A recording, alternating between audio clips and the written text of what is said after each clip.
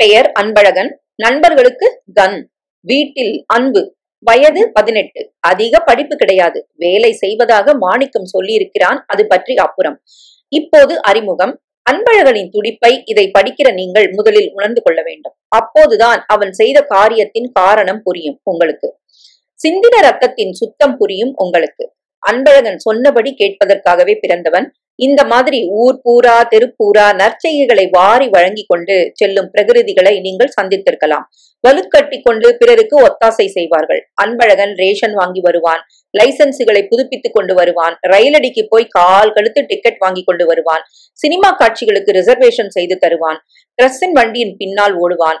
இந்த மாதிரி தெருவிலேயே அன்பு அவனா தங்கமான பையன் சார் என்பார்கள். அப்படிப்பட்டவனா இப்படி செய்தான்? நம்பவே முடியவில்லையே. அன்பழகனுக்கு அப்பா அம்மா 2 பேரும் சின்ன வயசுலேயே செத்து போய்விட்டார்கள். எப்படி செத்து போனார்கள் என்று சொன்னால் இந்த பக்கம் பூரா கண்ணீராகிவிடும். கண்ணீர் வேண்டாம், அவன் அனாதை இல்லை. அந்த அளவுக்கு கடவுள் அவனை கடவுள் பத்தி அவனுக்கு நிறைய சந்தேகங்கள் உண்டு. சாவகாசமாக அதை பற்றி பேசலாம். அவன் இருப்பது சித்தப்பா வீட்டில். அப்பா இல்லை என்றால் சித்தப்பா தானே எடுத்து வளர்க்க வேண்டும் என்று நியாயம் பேசலாம். இந்த சித்தப்பா ஒன்றுவிட்ட தொழுத்தவர், ரத்த சம்பந்தம் அதிகமில்லாதவர். ஏறக்குறைய சித்தப்பா வீட்டில் இவன் ஒரு வேலைக்காரன் தான். அவன் இல்லை என்றால் வீடு கலேபரமாகிவிடும். சித்தப்பா சித்தி 2 பேருமே வேலைக்கு போகிறார்கள். சித்தப்பாவுக்கு பேங்கில் வேலை, சித்திக்கு சர்க்கார் ஆபீஸில். வீட்டில் சின்ன குழந்தை. அன்பழகன் வீட்டில் இருப்பது அவர்கள் 2 பேருக்கும் ஒரு பெரிய சௌகரியம். அதுவும் சித்திக்கு. அதிகாலை எழுந்து பச்சு என்று காய்கறி வாங்கி வந்து அதை அலம்பி ஆய்ந்து நறுக்கி கொடுத்து விடுவான். வெந்நீர் அடுப்பு பற்ற வைத்து விடுவான். சித்தி சட்டென்று எழுந்து குக்கரை வைத்து விடுவாள். காப்பி அவன்தான். சமையல் மட்டும் சித்தி செய்வாள். சுற்றுப்பட்ட வேலைகள் அத்தனையும் அவன்தான். அன்பு ஓடிப்போய் ஒரு நெருப்பட்டி 100 கிராம் கடுகு வாங்கிட்டு வந்துடு. சரியாக 9 மணிக்கு சமையல் அறை பூரா எரும மாடு கன்று போட்ட இடம் போல் பண்ணிவிட்டு சித்தி புறப்பட்டு விடுவாள். சமையல் பாதிதான் முடிந்திருக்கும். அவள் 1-2 ஸ்லைஸ் ரொட்டியின் முதுகில் ஜாம் தடவி சாப்பிட்டு விட்டு போய்விடுவாள். மத்தியானம் சாப்பாடு கொண்டு வரத்தான் அன்பு இருக்கிறானே. அப்புறம்தான் சித்தப்பா வருவார். நிதானமாக பேப்பர் படித்துவிட்டு ஒழுங்காக குளித்துவிட்டு அபிராமி அந்தாதி சொல்லிவிட்டு பளீர் என்று திருநீர் அணிந்து பேங்குக்கு கிளம்புவார். சற்று லேட்டாகத்தான் போவார். எப்போதும் சிரிப்பார். எல்லோரையும் சுலபமாக புகழ்வார். மேலதிகாரிக்கு விழுந்து விழுந்து செய்வார். அப்படி செய்து ப்ரமோஷன் வாங்கிவிட்டார். இப்போது அந்த பேங்கின் பிரான்ச் மேனேஜர். சின்ன பேங்க், கடன் சுலபமாக கிடைக்கும். கொஞ்சம் கொஞ்சம் ரிஸ்குகள் எடுத்துக்கொண்டு வருஷ முடிவிற்குள் டெபாசிட் தொகையை இத்தனை கோடிக்கு அதிகரித்து விட வேண்டும் என்று வலுக்கட்டாயமாக அந்த பேங்கின் பல கிளைகளில் மகாலட்சுமி நிதி, சரஸ்வதி நிதி, பார்வதி என்றெல்லாம் பெயர் வைத்து விளம்பரங்கள் தடாபுடல். சித்தப்பா ஆபீஸ் போனதும் சின்ன பாப்பாவை ஸ்கூலுக்கு அனுப்ப வேண்டும். அது தூங்கி எழுந்ததும் அம்மாவை நினைத்து கொண்டு ஒரு பாட்டம் அழும். ஓய்ந்த பின் அதை குளிப்பாட்டி பவுடர் அடித்து மார்பில் பின் குத்தி கர்ச்சீஃப் தொங்கவிட்டு அத்தனை கஷ்டப்பட்டு என்ன பாடம்? பாபா பேக்ஷிப். இங்கிலீஷும் இல்லாமல் தமிழும் இல்லாமல் ஒரு 2 கட்டான் பாடம். சின்ன குழந்தையை வீட்டில் வைத்துக் கொண்டு பாட்டை திறப்பது பண்ணாலே, இன்ப வீட்டை திறப்பது பெண்ணாலே என்று நல்ல தமிழ் பாட்டாக சொல்லிக் கொடுக்கலாம். அந்த சின்ன பெண்ணை தமிழ் பாட்டு பாடுமா என்று கேட்டால் காதல் வந்துருச்சு என்று ஆரம்பிக்கும். 10 மணிக்கு எல்லோரும் புறப்பட்டு போனதும் தான் அவனுக்கு கொஞ்சம் நிம்மதி. துணியெல்லாம் துவைத்து போட்டு விடுவான். தினசரி சித்தி, அன்பு நீ ஏன்பா துணியெல்லாம் துவைக்கிற? எங்க துணியெல்லாம் வச்சிருன்னு எத்தனை முறை சொல்றது? தினம் அவன் தான் துவைப்பான். பச்சை தண்ணீரில் பாடிக்கொண்டே குளிப்பான். சாப்பிடுவான். பாத்திரங்களை எல்லாம் தேய்த்து ஒழுங்காக கவிழ்ப்பான். அப்புறம் கொஞ்சம் ஃப்ரீ என்றால் வீட்டை விட்டு இன்னும் வெளியில் போய்விட முடியாது. ஆனால் இஷ்டப்படி படிக்க, பாட, எழுத கொஞ்ச நேரம். மத்தியானம் 12 மணிக்கு சித்திக்கு சாப்பாடு எடுத்து செல்வான். 1:30க்கு பேபியை அழைத்து கொண்டு வருவான். அதற்கு பால் சுட வைத்து கொடுத்து விட்டு தூங்க வைத்து விட்டு சித்தி திரும்ப வரும் வரைக்கும் வீட்டில் காத்திருப்பான். அதுக்கப்புறம் 2 மணி நேரம் வெளியே போய் வருவான். தெருமுனையில் அவன் சிநேகிதர்களை சந்திப்பான். ஒரு குறிப்பிட்ட கடையில் வந்து சேர்வார்கள். சிகரெட் குடிப்பார்கள். போகிற வருவர்களை பற்றி, அரசியல் பற்றி, சினிமாக்கள் பற்றி, கிரிக்கெட் பற்றி பேசுவார்கள். அவன் நண்பர்கள் எல்லோரும் வேலையில் இருக்கிறவர்கள், வேலை கிடைக்க போகிறவர்கள். அன்பழகன் ஒருவன் தான் வேலை இல்லாத ஆசாமி. அதற்காக அவர்கள் அவனை இழிவாக பேச மாட்டார்கள். ஆனால் சில வேளையில் அவனுக்கே ஒரு மாதிரி தன்னிறக்கம் ஏற்படும். அவரவர் பர்ஸை எடுத்து அதில் துருத்தி கொண்டிருக்கும் 10 ரூபாய் 100 ரூபாய் நோட்டுகளை பார்க்கையில் தானும் ஒரு நாள் பர்ஸ் வைத்துக் கொண்டு விரல்களால் சலவை நோட்டை உருவி சில்லறையாக இருக்கிறதா என்று கேட்க மாட்டோமா என்று ஏக்கமாக இருக்கும். காசில்லாத குறைதான் அவனை அப்படி செய்ய தோன்றியதோ.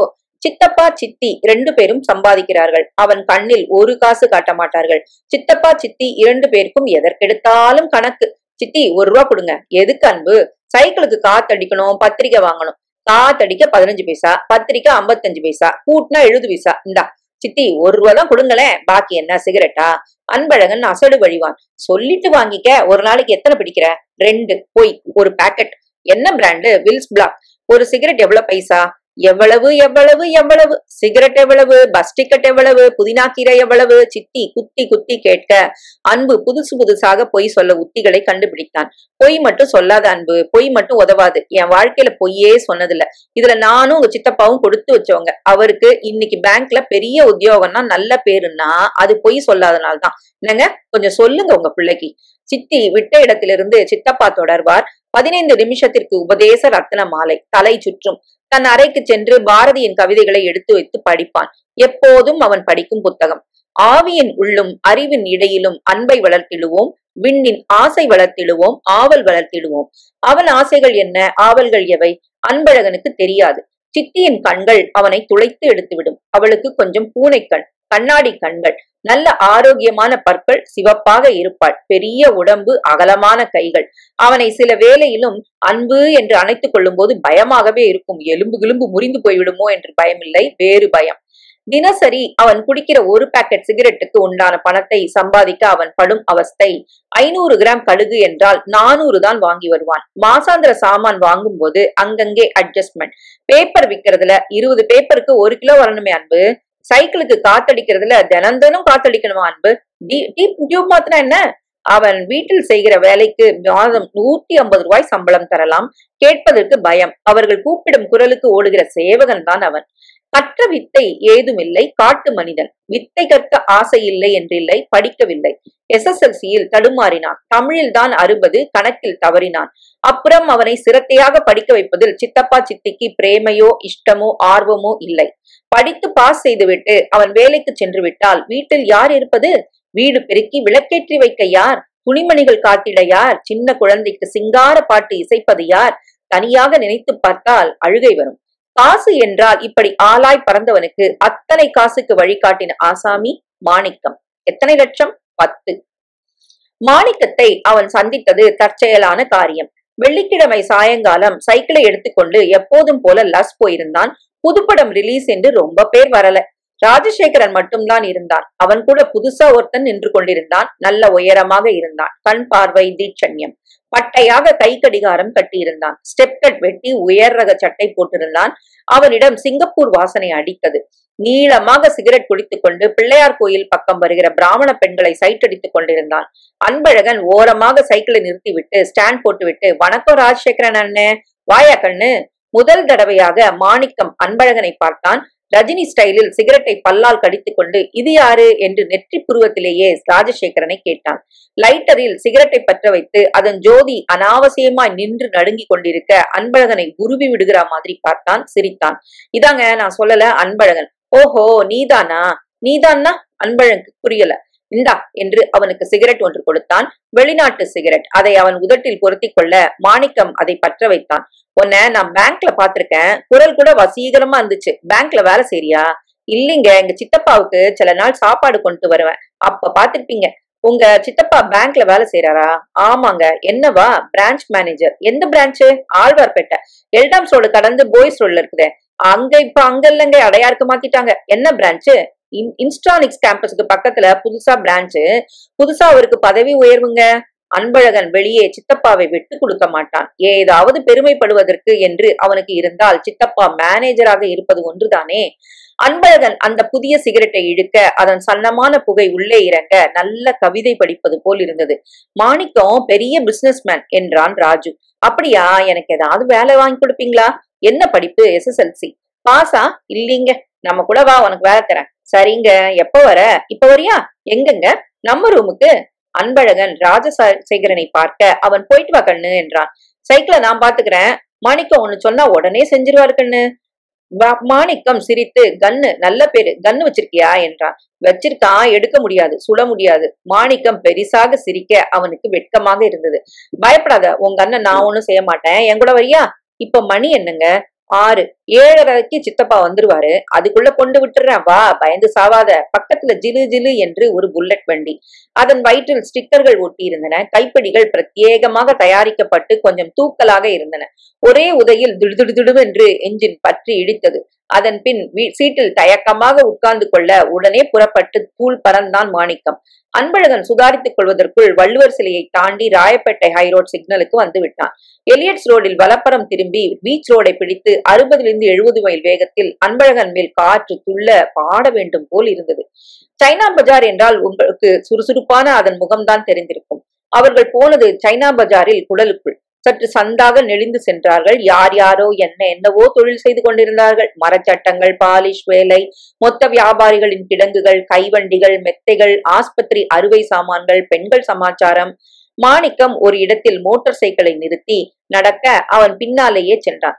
என்ன வேலை கேட்கல, உடனே ஏறிக்கொண்டு வந்தாயிடுத்து. ஏன் எதுக்குன்னு அவன் வாழ்நாள்ல கேட்டதே இல்லை. ராஜசேகரன் கூட போனா இதோ மாணிக்கத்தின் பின்னால போறான். 1 மணி நேரத்துக்கு முன்னாடி மாணிக்கம் யாரு? மரப்படி ஏறினார்கள். மாணிக்கம் என்டர்பிரைசஸ் என்று ஒரு அறிவிப்பு பலகை. அதன் வாசல் பூட்டி இருந்தது. கொட்டைப்பாக்கு பூட்டு. திறந்த அறைக்குள் நுழைந்து மாணிக்கம் கதவை சாத்தினான். உட்கார் என்றான். நீண்ட பெஞ்ச், அதன் மேல் தூசு. அறை சமீப காலத்தில் உபயோகிக்கப்பட்டதாக தெரியவில்லை. சுற்றிலும் ஒற்றை பல்பு. சுவரில் கேலண்டர் தாள்களில் நிர்வாண மங்கைகள். அலமாரியில் கட்டி தழுவும் கஜுராக சிலைகள். ஆஷ்ட்ரே நிறைய சிகரெட் துண்டுகள். மாணிக்கம் தன் பையிலிருந்து ஒரு சிகரெட்டை எடுத்தான். பேண்ட் பைக்குள்ளிருந்து ஒரு சிறிய டப்பா எடுத்தான். அதிலிருந்து ஒரு தூள் எடுத்தான். உனக்கு எவ்வளவு பணம் வேணும்? சம்பளமா? நான் இன்னும் அதை தீர்மானித்துக்கலைங்க. சிகரெட்டின் புகையிலையை உதிர்த்து காலி பண்ணி அதற்கு பதில் தூளை அடைத்தான். இந்தா முதல்ல இதை வச்சுக்க அட்வான்ஸா என்று 100 ரூபாய் நோட்டை அன்பழகனின் சட்டை பைக்குள் அடைத்தான். எதுக்குங்க? சொன்னேனே முன் பணம். என் கூட எனக்காக நீ ஒரு வேலை செய்ய போற. அன்பழகன் அந்த ஒரு வினாடி சிகரெட்டை பார்த்தான். அவனுள் புதுசாக உற்சாகம். 100 ரூபா! அடே அப்பா! 1 மாசத்துக்கு சிகரெட்டுக்கும் சினிமாவுக்கும் சிங்கி அடிக்க வேண்டாம். சின்ன சின்ன அற்பத்தனங்கள் செஞ்சு திருட வேண்டாம். பாரதியார் கவிதைகள் கையடக்க பதிப்ப பிளாஸ்டிக் உரையோட வாங்கிடலாம். ஒரு சட்டை தச்சுக்கலாம். அது என்னங்க என்றான். மாணிக்கம் நெருப்பு குச்சியின் பின்பக்கத்தால் அந்த சிகரெட்டை கெட்டித்துக் கொண்டிருந்தான். வேட்டு போல. ஜாயிண்ட் படிச்சது இல்லையா? இல்லைங்க. ஜாயிண்ட்னா ஸ்பெஷலா சிகரெட் மாதிரிதான். அத மாணிக்கம் பற்ற வைத்து விரல் இடுக்கில் செருகி கொண்டு மணிக்கட்டை ஒரு சங்கு போல ஆக்கி கொண்டு கட்டை விரலுக்கு அருகில் உதடுகளை வைத்து சென்று இழுத்தான். அதன் சாம்பலை சொடக்கி விட்டான். இந்தா ஒரு இழுப்பு இழுத்து பாரு. அன்பழகன் தயக்கத்துடன் அதை உறிஞ்சி பார்த்தான். புகை 1 டன் உள்ளே போய் அழுத்தியது. இருமினான். மெல்ல மெல்ல. இத பாரு அன்பழகன், உன்னை பார்த்த உடனே எனக்கு பிடிச்சு போச்சு. நான் ஒரு ரகசியம் சொன்னா நீ மனசுக்குள்ள வச்சிருப்பேன்னு எனக்கு தெரிஞ்சு போச்சு. என்ன கண்ணு?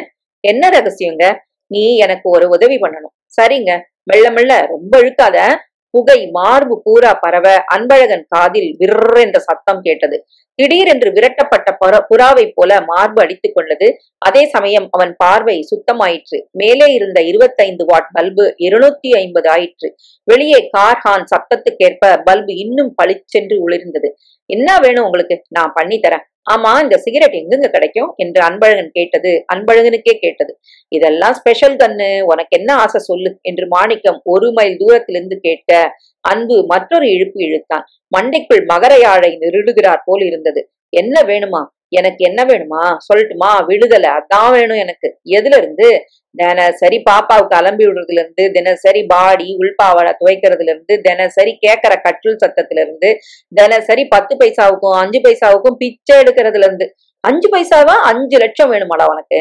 இல்லைங்க, வேண்டாம். அந்த ஜாயிண்ட் ஒண்ணு, அது ஒரு இழுப்பு, அது போதும். நீ சீமான ஆகணுமா கண்ணு? ஆமாங்க, சீமானாகி முதல்ல சி நீயும் ஒரு மனுஷியா? உன் வயசு என்ன, என் வயசு என்னன்னு காரி துப்பணும். மாணிக்கம், உங்ககிட்ட ஒரு ரகசியம் சொன்னா காப்பாத்துவீங்களா? சத்தியமா? கடவுள் சத்தியமா? இயற்கை சாட்சியா? மாணிக்கம் அதை பிடுங்கி போதும் என்றான். இன்னும் ஒரே ஒரு இழுப்பு. கடவுளை தொடுதுங்க. வேண்டாம். முதல் தடவையா ஜாக்கிரதையா இருக்கணும். மாணிக்கம், சத்தியமா எனக்குள்ள ஏதோ ஒரு வானவில் சமையல் நடந்துட்டு இருக்கு. கொடுங்க. நாளைக்கு என்று மாணிக்கம் மீதி சிகரெட்டை கை சொடக்கி இழுக்க அன்பழகனுக்கு சிரிப்பு வந்தது. நின்றால் சிரிப்பு, நடந்தால் சிரிப்பு, வா என்றால் சிரிப்பு. அவனை பிடித்து மாணிக்கம் அழைத்து கொண்டு சென்றான். கீழே இறங்கி வந்தார்கள். சைக்கிள் ரிக்ஷாவை பார்த்தால் சிரிப்பு.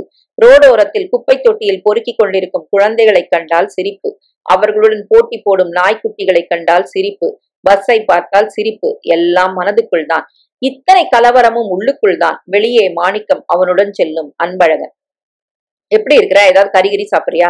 வேண்டாங்க, இன்னொரு தடவை. நாளைக்கு இப்போ தீந்து போச்சு. என்னதுங்க நீங்க? திரும்ப வீட்டுக்கு ஒழுங்கா போய் சேர்வியா? தன் பையிலிருந்து மேலும் 20 ரூபாய் எடுத்து கொடுத்தான். டாக்ஸில லஸ் போயிடு, எனக்கு வேற வேலை இருக்கு. அன்பழகன் அந்த 20 ரூபாயை வாங்கி கொண்டானா என்ன? ஏதோ 5 லட்சம் நீங்களே எங்கெங்க இருக்குது? உங்க சித்தப்பா பேங்க்ல என்றான் மாணிக்கம். அன்பழகனுக்கு சிரிப்பு வந்தது. உருவாய் அருவாய் உளதாய் ஈலதாய் மறுவாய் மலராய் மணியாய் ஒளியாய் கருவாய் உயிராய் கதியாய் விதியாய் குருவாய் வருவாய் அருள்வாய் குகனே. அறை நிறைய சாமி படங்கள். சைவம் வைணவம் சாமி பாபா என்று 6 அடிக்கு 12 அடிச்சுவர் முழுக்க படங்கள்.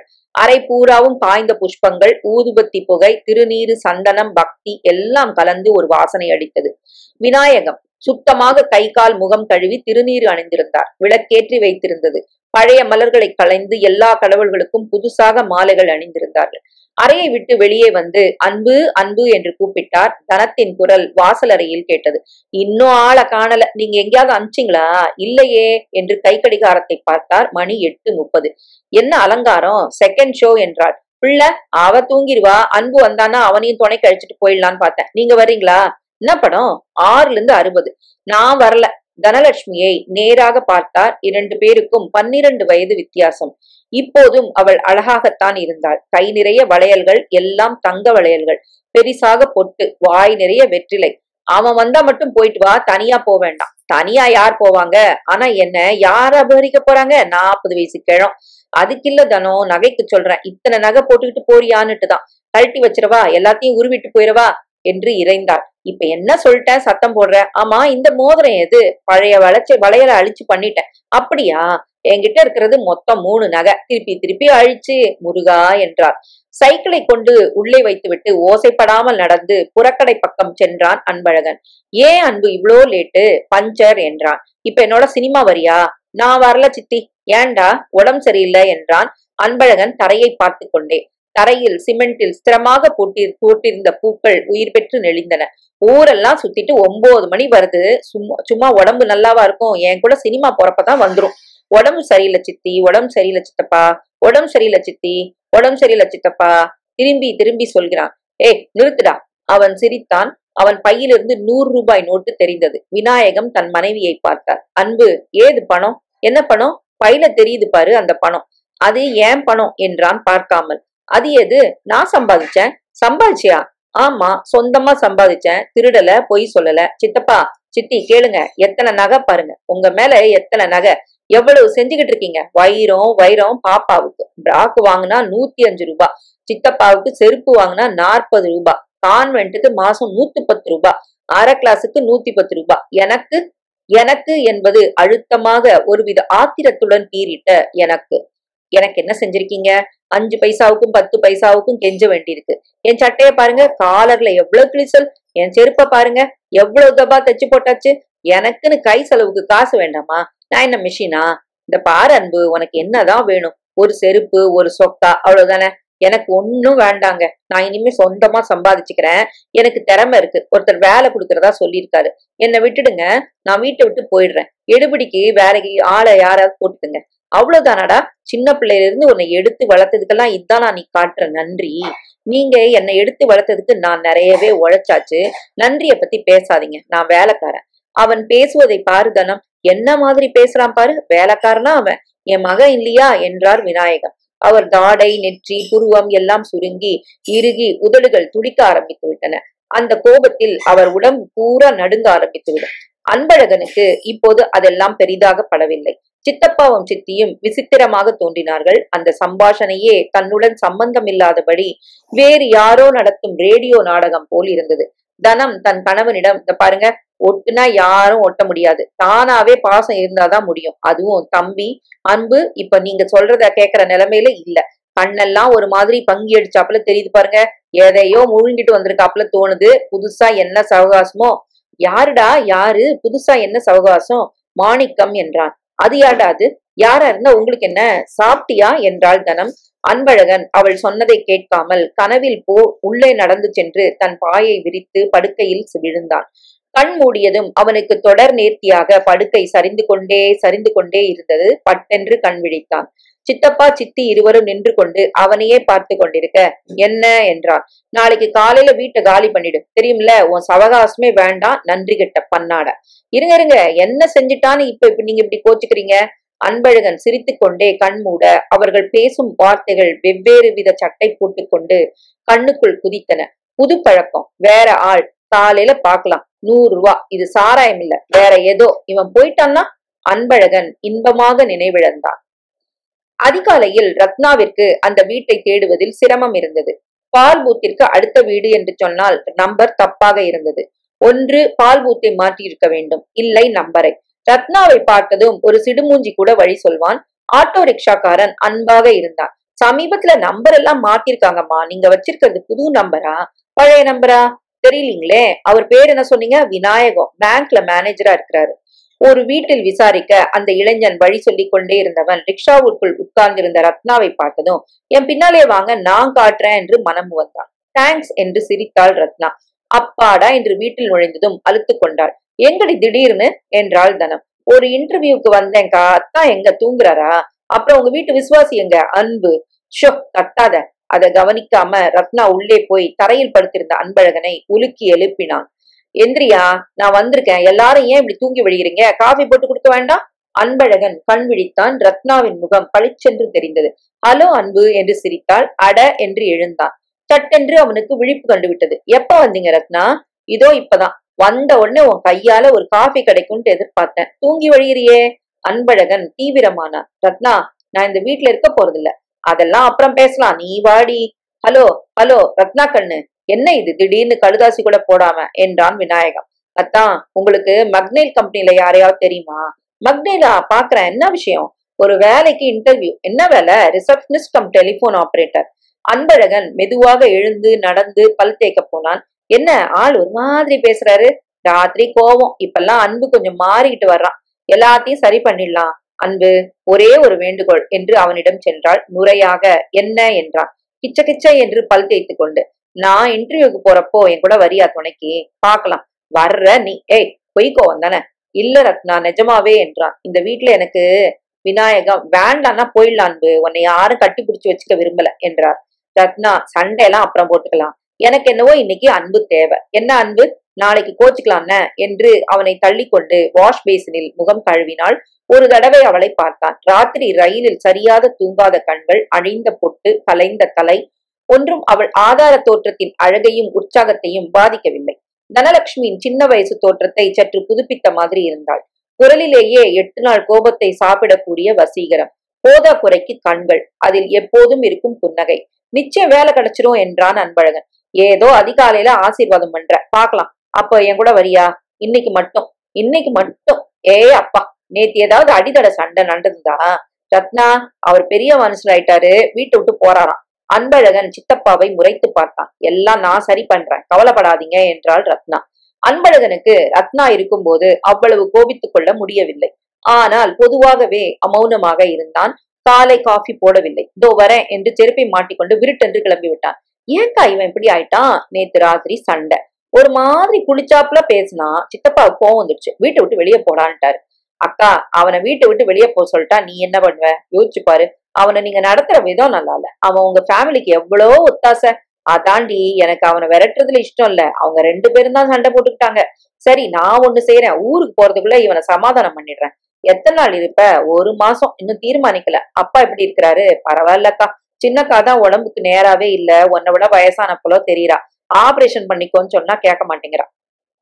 மறுபடியும் உண்டாயிருக்காளா? ஆமாக்கா. அன்பழகன் தன் வைராக்கியத்தை சோதித்து பார்ப்பதற்கே, தன் எதிர்ப்பை நடைமுறையாக்குவதற்கே வெளியே வந்திருந்தான். மூளை கடைக்கு போய் ஒரு பெட்டி சிகரெட் வாங்கி கொண்டான். அந்த வீட்டில் பச்சை தண்ணி குடிக்க மாட்டேன் என்று சொல்லிக் கொண்டான். காஃபி ஹோட்டலில் நின்றான். சிகரெட் பற்ற வைத்துக் கொண்டான். தலைவலி விண் விண் என்று தெரித்தது. நேற்று புகைத்த அந்த ஸ்பெஷல் செய்யும் மிச்ச சாகசம். அடே அப்பா, 2 இழுப்புல இவ்வளவா? மாணிக்கத்தை மறுபடி பார்க்க வேண்டும். வேலை தருகிறேன் என்று சொல்லி இருக்கிறார். என்ன வேலை? இன்றைக்கு வீட்டுக்குள் நுழையக்கூடாது. ஒரு நாள் நான் இல்லாம அவங்க தவிக்கட்டும். ஆனால் ரத்னா வந்திருக்காளே. ரத்னாவை நினைத்ததும் அன்பழகனுக்கு வயிற்றுக்குள் என்னவோ செய்தது. அழகான இளமையான பெண்ணின் அருகாமை தன்னுடைய படிப்பற்ற நாதியற்ற நிலைமையை அடிக்கோடிட்டு காண்பித்தது. ரத்னாவை பற்றி அவனால் கனவுகள் தான் காண முடியும். என்னை விட பெரியவள், அழகானவள். நான் எங்க அவள் எங்க? இருந்தும் சடுதியான ஒரு கணத்தில் ரத்னாவை அவன் கெட்ட எண்ணங்கள். இன்று மட்டும் வீட்டுக்கு திரும்பி போயிடலாம். ரத்னா கேட்டுக்கொண்டதின் பேரில் இன்னைக்கு சலுகை, நாளையில இருந்து நான் வெளியே. அவன் வீடு திரும்பிய போது ரத்னா புஷ் புஷ் என்று பாய்லரின் கீழே ஊதி கொண்டிருந்தாள். பாத்ரூம் முழுக்க புகை, கெரசின் வாசனை. விடுங்க ரத்னா, நான் பத்த வைக்கிறேன். ஒரு நிமிஷத்தில் பற்ற வைத்தான். கொடியில் அவள் உள்பாவடை பாடி எல்லாம் தொங்கவே அதுவே அவனை சங்கடப்படுத்தியது. நான் குளிச்ச கையோட நீ குளிச்சுட்டுன. சரி ரத்னா, அதான் நல்ல பிள்ளைக்கு அடையாளம். நேரா போய் சித்திக்கு ஏதாவது ஒத்தாசையா தேவையா கேட்டுடு. இன்னைக்கு மட்டும் கேக்குறேன் உனக்காக. சரி, இன்னைக்கு மட்டும் எனக்காக என்று சிரித்து தன் புடவையை களைய தூங்குவது அவனுக்கு கொஞ்சம் தெரிந்த பின் கதவை மூடினாள். எவனோ ஒரு முகம் தெரியாத அந்நியன் மேல் பொறாமை ஏற்பட்டது அவனுக்கு. இன்டர்வியூக்காக 20 பெண்கள் காத்திருந்தார்கள். அந்த இடமே கசகச என்று இருந்தது. போச்சுடா, சான்ஸே இல்ல என்றாள். ஒரு போஸ்டுக்கு இவ்வளோ பெண்களா? உனக்குத்தான் கிடைக்கும் ரத்னா. ஏன், இவங்க எல்லாருக்குள்ளயும் நீதான் பளிச்சுன்னு அழகா இருக்க. அது மட்டும் போதாது அன்பு. 15வதாக அவளை கூப்பிட்டார்கள். அன்பழகன் வெளியே காத்திருந்தான். எல்லா பெண்களுக்கும் 5 நிமிஷம் என்றால் இவளுக்கு 15 நிமிடம் ஆயிற்று. இன்னும் வெளியே வரவில்லை. அன்பழகனுக்கு அந்த அறைக்குள் இருப்பவர்கள் மேல் எரிச்சலாக வந்தது. கிழவர்கள் எத்தனை நேரம் ஒரு இளம் பெண்ணுடன் பேசிக் கொண்டிருப்பார்கள். சட்டு புட்டு என்று வேலை உண்டு இல்லை என்று சொல்லி அனுப்பக்கூடாதோ? மனசுக்குள் ரத்னாவுக்கு இந்த வேலை கிடைக்கக்கூடாது என்று விரும்பினான். வேலை கிடைத்தால் ரத்னா அவனிடம் இருந்து தூர போய் விடுவாள். ஏற்கனவே அவன் அடைய முடியாத தூரம். யாருக்கு தெரியும், காதலுக்கு இந்த வித்தியாசங்கள் எல்லாம் பொருட்டல்ல. எனக்கும் ஒரு வேலை கிடைத்து நானும் ஆபீஸ் போக துவங்கிவிட்டால் மாணிக்கத்தை மறுபடி எப்படி பார்ப்பது? ரத்னா வெளியே வந்த போது மலர்ந்த முகத்துடன் வந்தாள். என்னாச்சு? ஏறக்குறைய கிடைச்சா மாதிரிதான். சம்பளத்தை பத்தி தான் கருத்து வேறுபாடு. எவ்வளவு சம்பளம்? அவங்க 400 தர்றதா சொன்னாங்க. நான் 550 இருக்கேன். மத்தியானம் நிச்சயமா சொல்றோம் நாங்க. சந்தோஷம். குரல்ல சந்தோஷமே இல்லையா அன்பு? சச்ச, நான் வேற எதையோ நினைச்சிட்டு இருந்தேன். வா, காஃபி சாப்பிடலாம். காஃபியை உரிந்து கொண்டே, அன்பு, நீ உன் மனசுல என்ன நினைச்சு வச்சிட்டு இருக்க? அதை என்கிட்ட சொல்லு. நான் உன்னை விட பெரியவ. என்னால முடிஞ்ச அளவுக்கு ஆறுதல் சொல்றேன் என்றாள். ரத்னா, எனக்கு ஒண்ணும் இல்ல. ஏதோ அப்பப்போ ஒரு மாதிரி மூட் அவுட் ஆயிடுவேன், அவ்வளவுதான். பின்ன ஏன் காலையில இருந்து உம்முன்னு இருக்க? எங்க அக்கா ஏதாவது சொல்லிச்சா? அத்தான் திட்டினாரா? அவங்க எல்லாம் உறவுக்காரங்க இல்லையா? உரிமை கிடையாதா? என்ன உறவுக்கார மாதிரி அவங்க நடத்தலையே, வேலைக்கார மாதிரி இல்ல நடத்துறாங்க. சச்ச, எனக்கு என்னவோ அந்த வீட்டுல நான் அதிக நாள் தங்க மாட்டேன்னு தோணுது. நீ இல்லாட்டி அந்த வீடு பாழா போயிடும் அன்பு. அதெல்லாம் வெட்டி பேச்சு. 2 பேரும் சம்பாதிக்கிறாங்க. ஒரு வேலைக்காரனை போட்டுக்கிட்டா ஆச்சு. மத்தியானம் அவர்கள் ஒப்புக்கொண்டு விட்டார்கள். 550க்கு ரத்னா மிக்க மகிழ்ச்சியுடன் இருந்தாள்.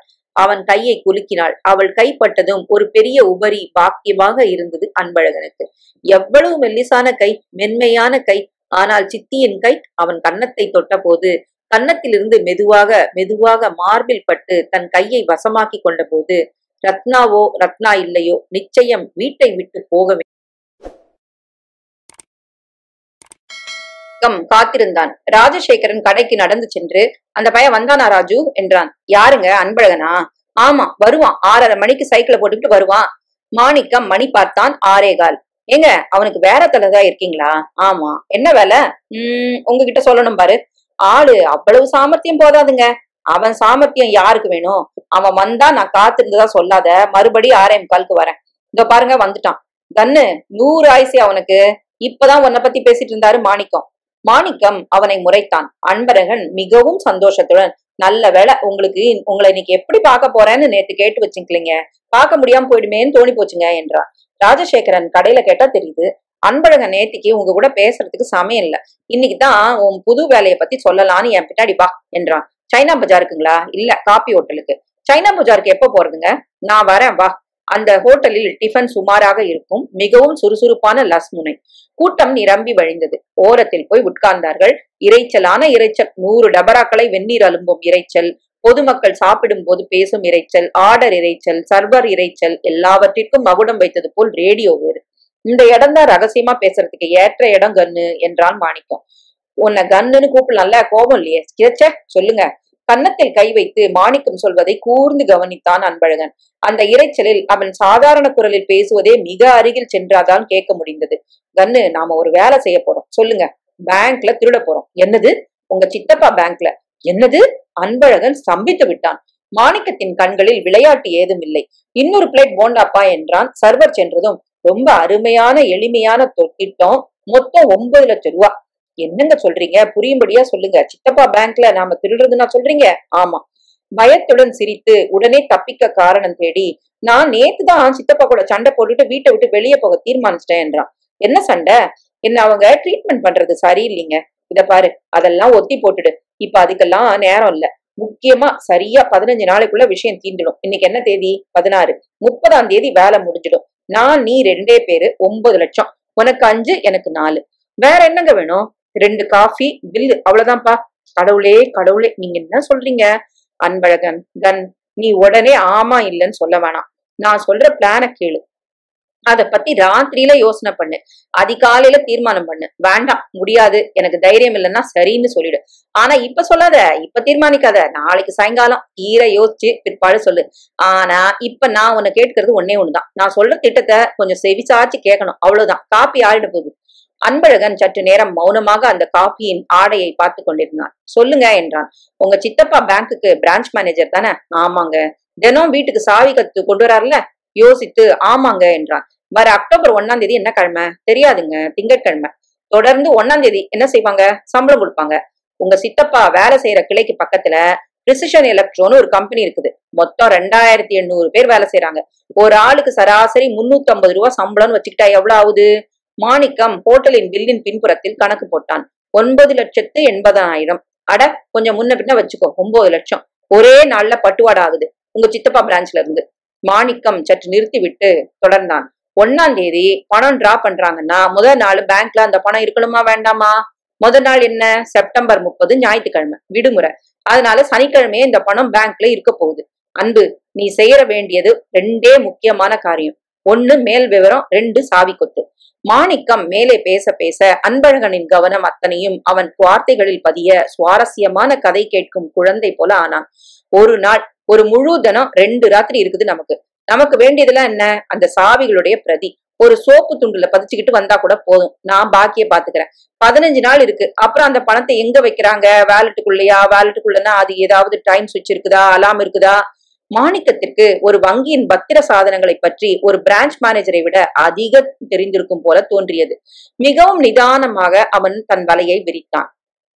சாயங்காலம் வீட்டுக்கு திரும்பும் போது அன்பழகன் மண்டைக்குள் சுற்றியது. முதல் நாள் சமாச்சாரத்திலிருந்து முற்றிலும் வேறுபட்ட எண்ணங்கள். மாணிக்கத்தின் பணம் திட்டத்தை கேட்டவுடன் அவனுக்கு ஏற்பட்டது பயம். மாணிக்கம் மெதுவாக திட்டத்தின் ஒவ்வொரு பகுதியாக வெளியிட இது சாத்தியம் போல இருக்கிறதே என்று தோன்றியது. இருந்தும் அவ்வளவு பெரிய குற்றம் செய்ய அவனுக்கு தைரியம் இல்லை.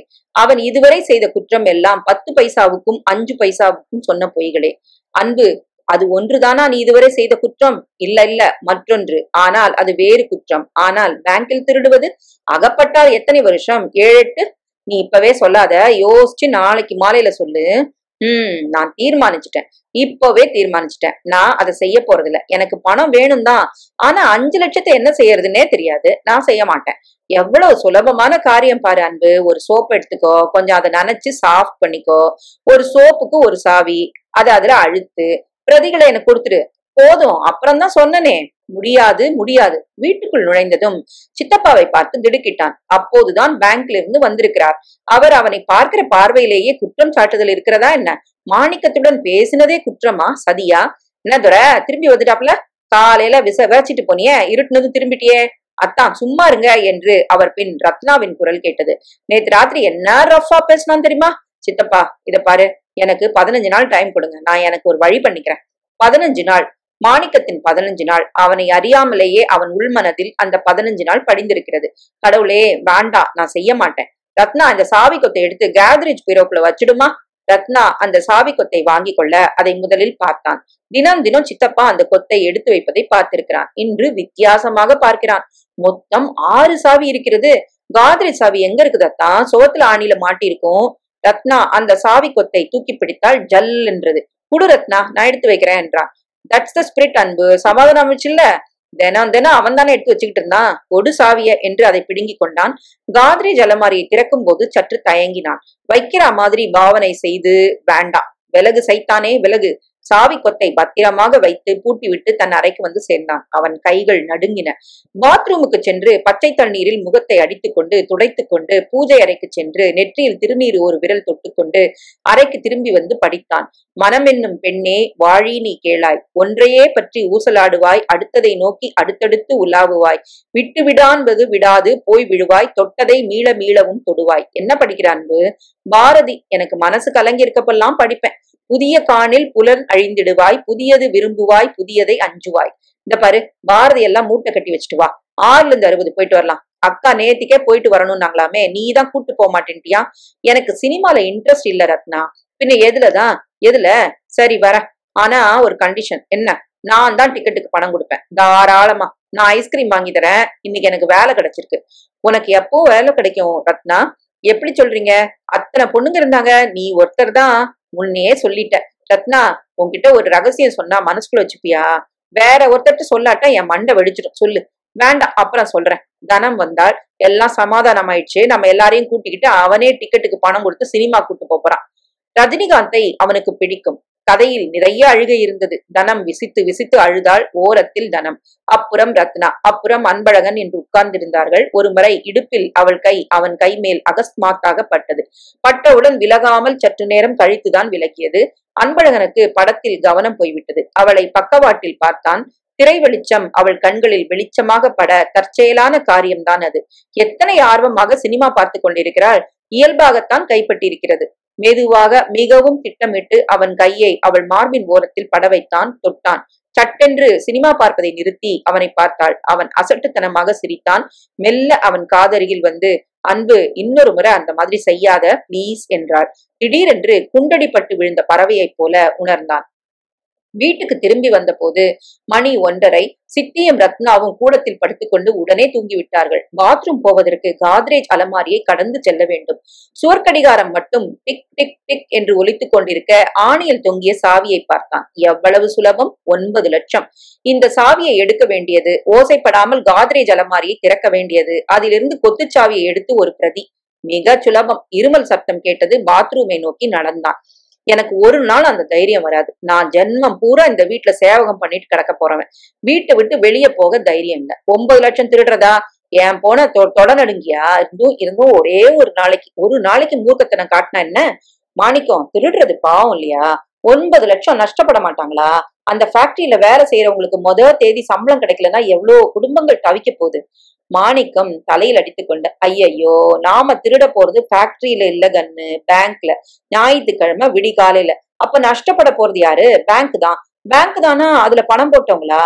அவங்களும் இல்ல, பேங்க். இத பாரு, இந்த 9 லட்சம் ஒரு தூசு பெருமானம் பேங்க்குக்கு. ஜனங்க கிட்ட இருந்து பணத்தை வாங்கி அந்த நிதின்னு ஏமாத்தி அவங்களை டெபாசிட் பண்ண வச்சு இருக்கிற சினிமாக்காரங்களுக்கு எல்லாம் ஓவர் டிராஃப்ட் கொடுத்து, சொன்னா புரியாது உனக்கு. இதுல நிதி பிரச்சனை, நேர்மை எதுவும் கிடையாது. சாமர்த்தியம், அவ்வளவுதான். நம்ம சாமர்த்தியமா, அந்த பேங்க்காரங்க சாமர்த்தியமா, அவ்வளவுதான். போலீஸுக்கு இதுல ஒண்ணும் கண்டுபிடிக்க முடியாது. நம்ம திட்டப்படி எல்லாம் நடந்தா நீ எங்கேயும் போறது இல்ல. திருடன் திருடிட்டு எங்க போவான்? ஓடி போவான் அண்ட மாநிலத்துக்கு, வேற தேசத்துக்கு. அப்படி இல்லையே, ஊரை விட்டு பேட்டை விட்டு கூட விலக போறது இல்லையே. எப்படி சந்தேகம் வரும்? என்னை யாராவது பார்த்தா திருடன்னு சொல்லுவாங்களா? நாம திருடுறத ஒரு ஆள் பார்க்க போறது இல்ல. அப்படியே சொலையா எடுத்துக்க போறோம். முதல்ல எனக்கு அந்த வேலட்டை பத்தி விவரங்களை மட்டும் கொண்டு வந்து, அப்புறம் சோப்பு. அவ்வளவுதான் கண்ணு. இருட்டில் பெரிசாக விழித்து கொண்டு அத்தனையும் அசை போட்டான். வேண்டாம், நாளைக்கு மாலை வரை சமயம் இருக்க, இதுல தீர்மானிக்க என்ன? முடியாது, அவ்வளவுதான். சொல்லிட வேண்டியதுதான். இல்ல, யோசிச்சு பார்க்கலாம். முதல்ல தூங்கலாம். ரத்னா மெலிதாக ஆனால் அழுத்தமாக, இன்னொரு மாதிரி அந்த மாதிரி செய்யாத என்று சொன்னது நினைவுக்கு வந்தது. என்னிடம் மட்டும் 5 லட்சம் இருந்தால் அப்படி சொல்லியிருப்பாளா? கையை எடுத்து மார்பில் வைத்துக் கொண்டிருப்பாள். அன்பழகன், என்ன பெயர் இது? அதிர்ஷ்டம் கெட்ட பெயர். வாழ்க்கையில அன்பு இல்லாம அழகும் இல்லாம ஏங்குறவனுக்கு அன்பழகன். பெயரை மாற்றி அசோக் குமார்னு வச்சுக்கணும். Ashok, oh my dear Ashok. Ratna, oh my dear Ratna. இத பாத்தியா? மை காட், நிஜமாவே ரத்னம். ரத்னாவுக்கு ரத்னம். விடுங்க, யாராவது பார்த்துடுவாங்க. அவள் மார்பின் சட்டை பித்தான்களை ஒவ்வொன்றாக கழற்றி அவள் உள்ளாடைகளை விலக்கி இங்கே தன் முகத்தை மெத்தென்று பதித்தான். நிமிர்ந்தான். ரத்னா, ரத்னா, நான் ரத்னா இல்ல என்றது அந்த பரிச்சயமான குரல். மற்றொரு முகம், மற்றொரு மார்பு. திடுக்கிட்டு விழித்தான். 9 லட்சம் கிடைத்தால் இமயத்தின் மடியில் கங்கை நதியில் மாசு போக குளித்து விட்டு வர வேண்டும். காலை எழுந்த போது அன்பழகன் பரிபூரணமாக தன் பழைய வாழ்க்கைக்கு திரும்பி விட்டான்.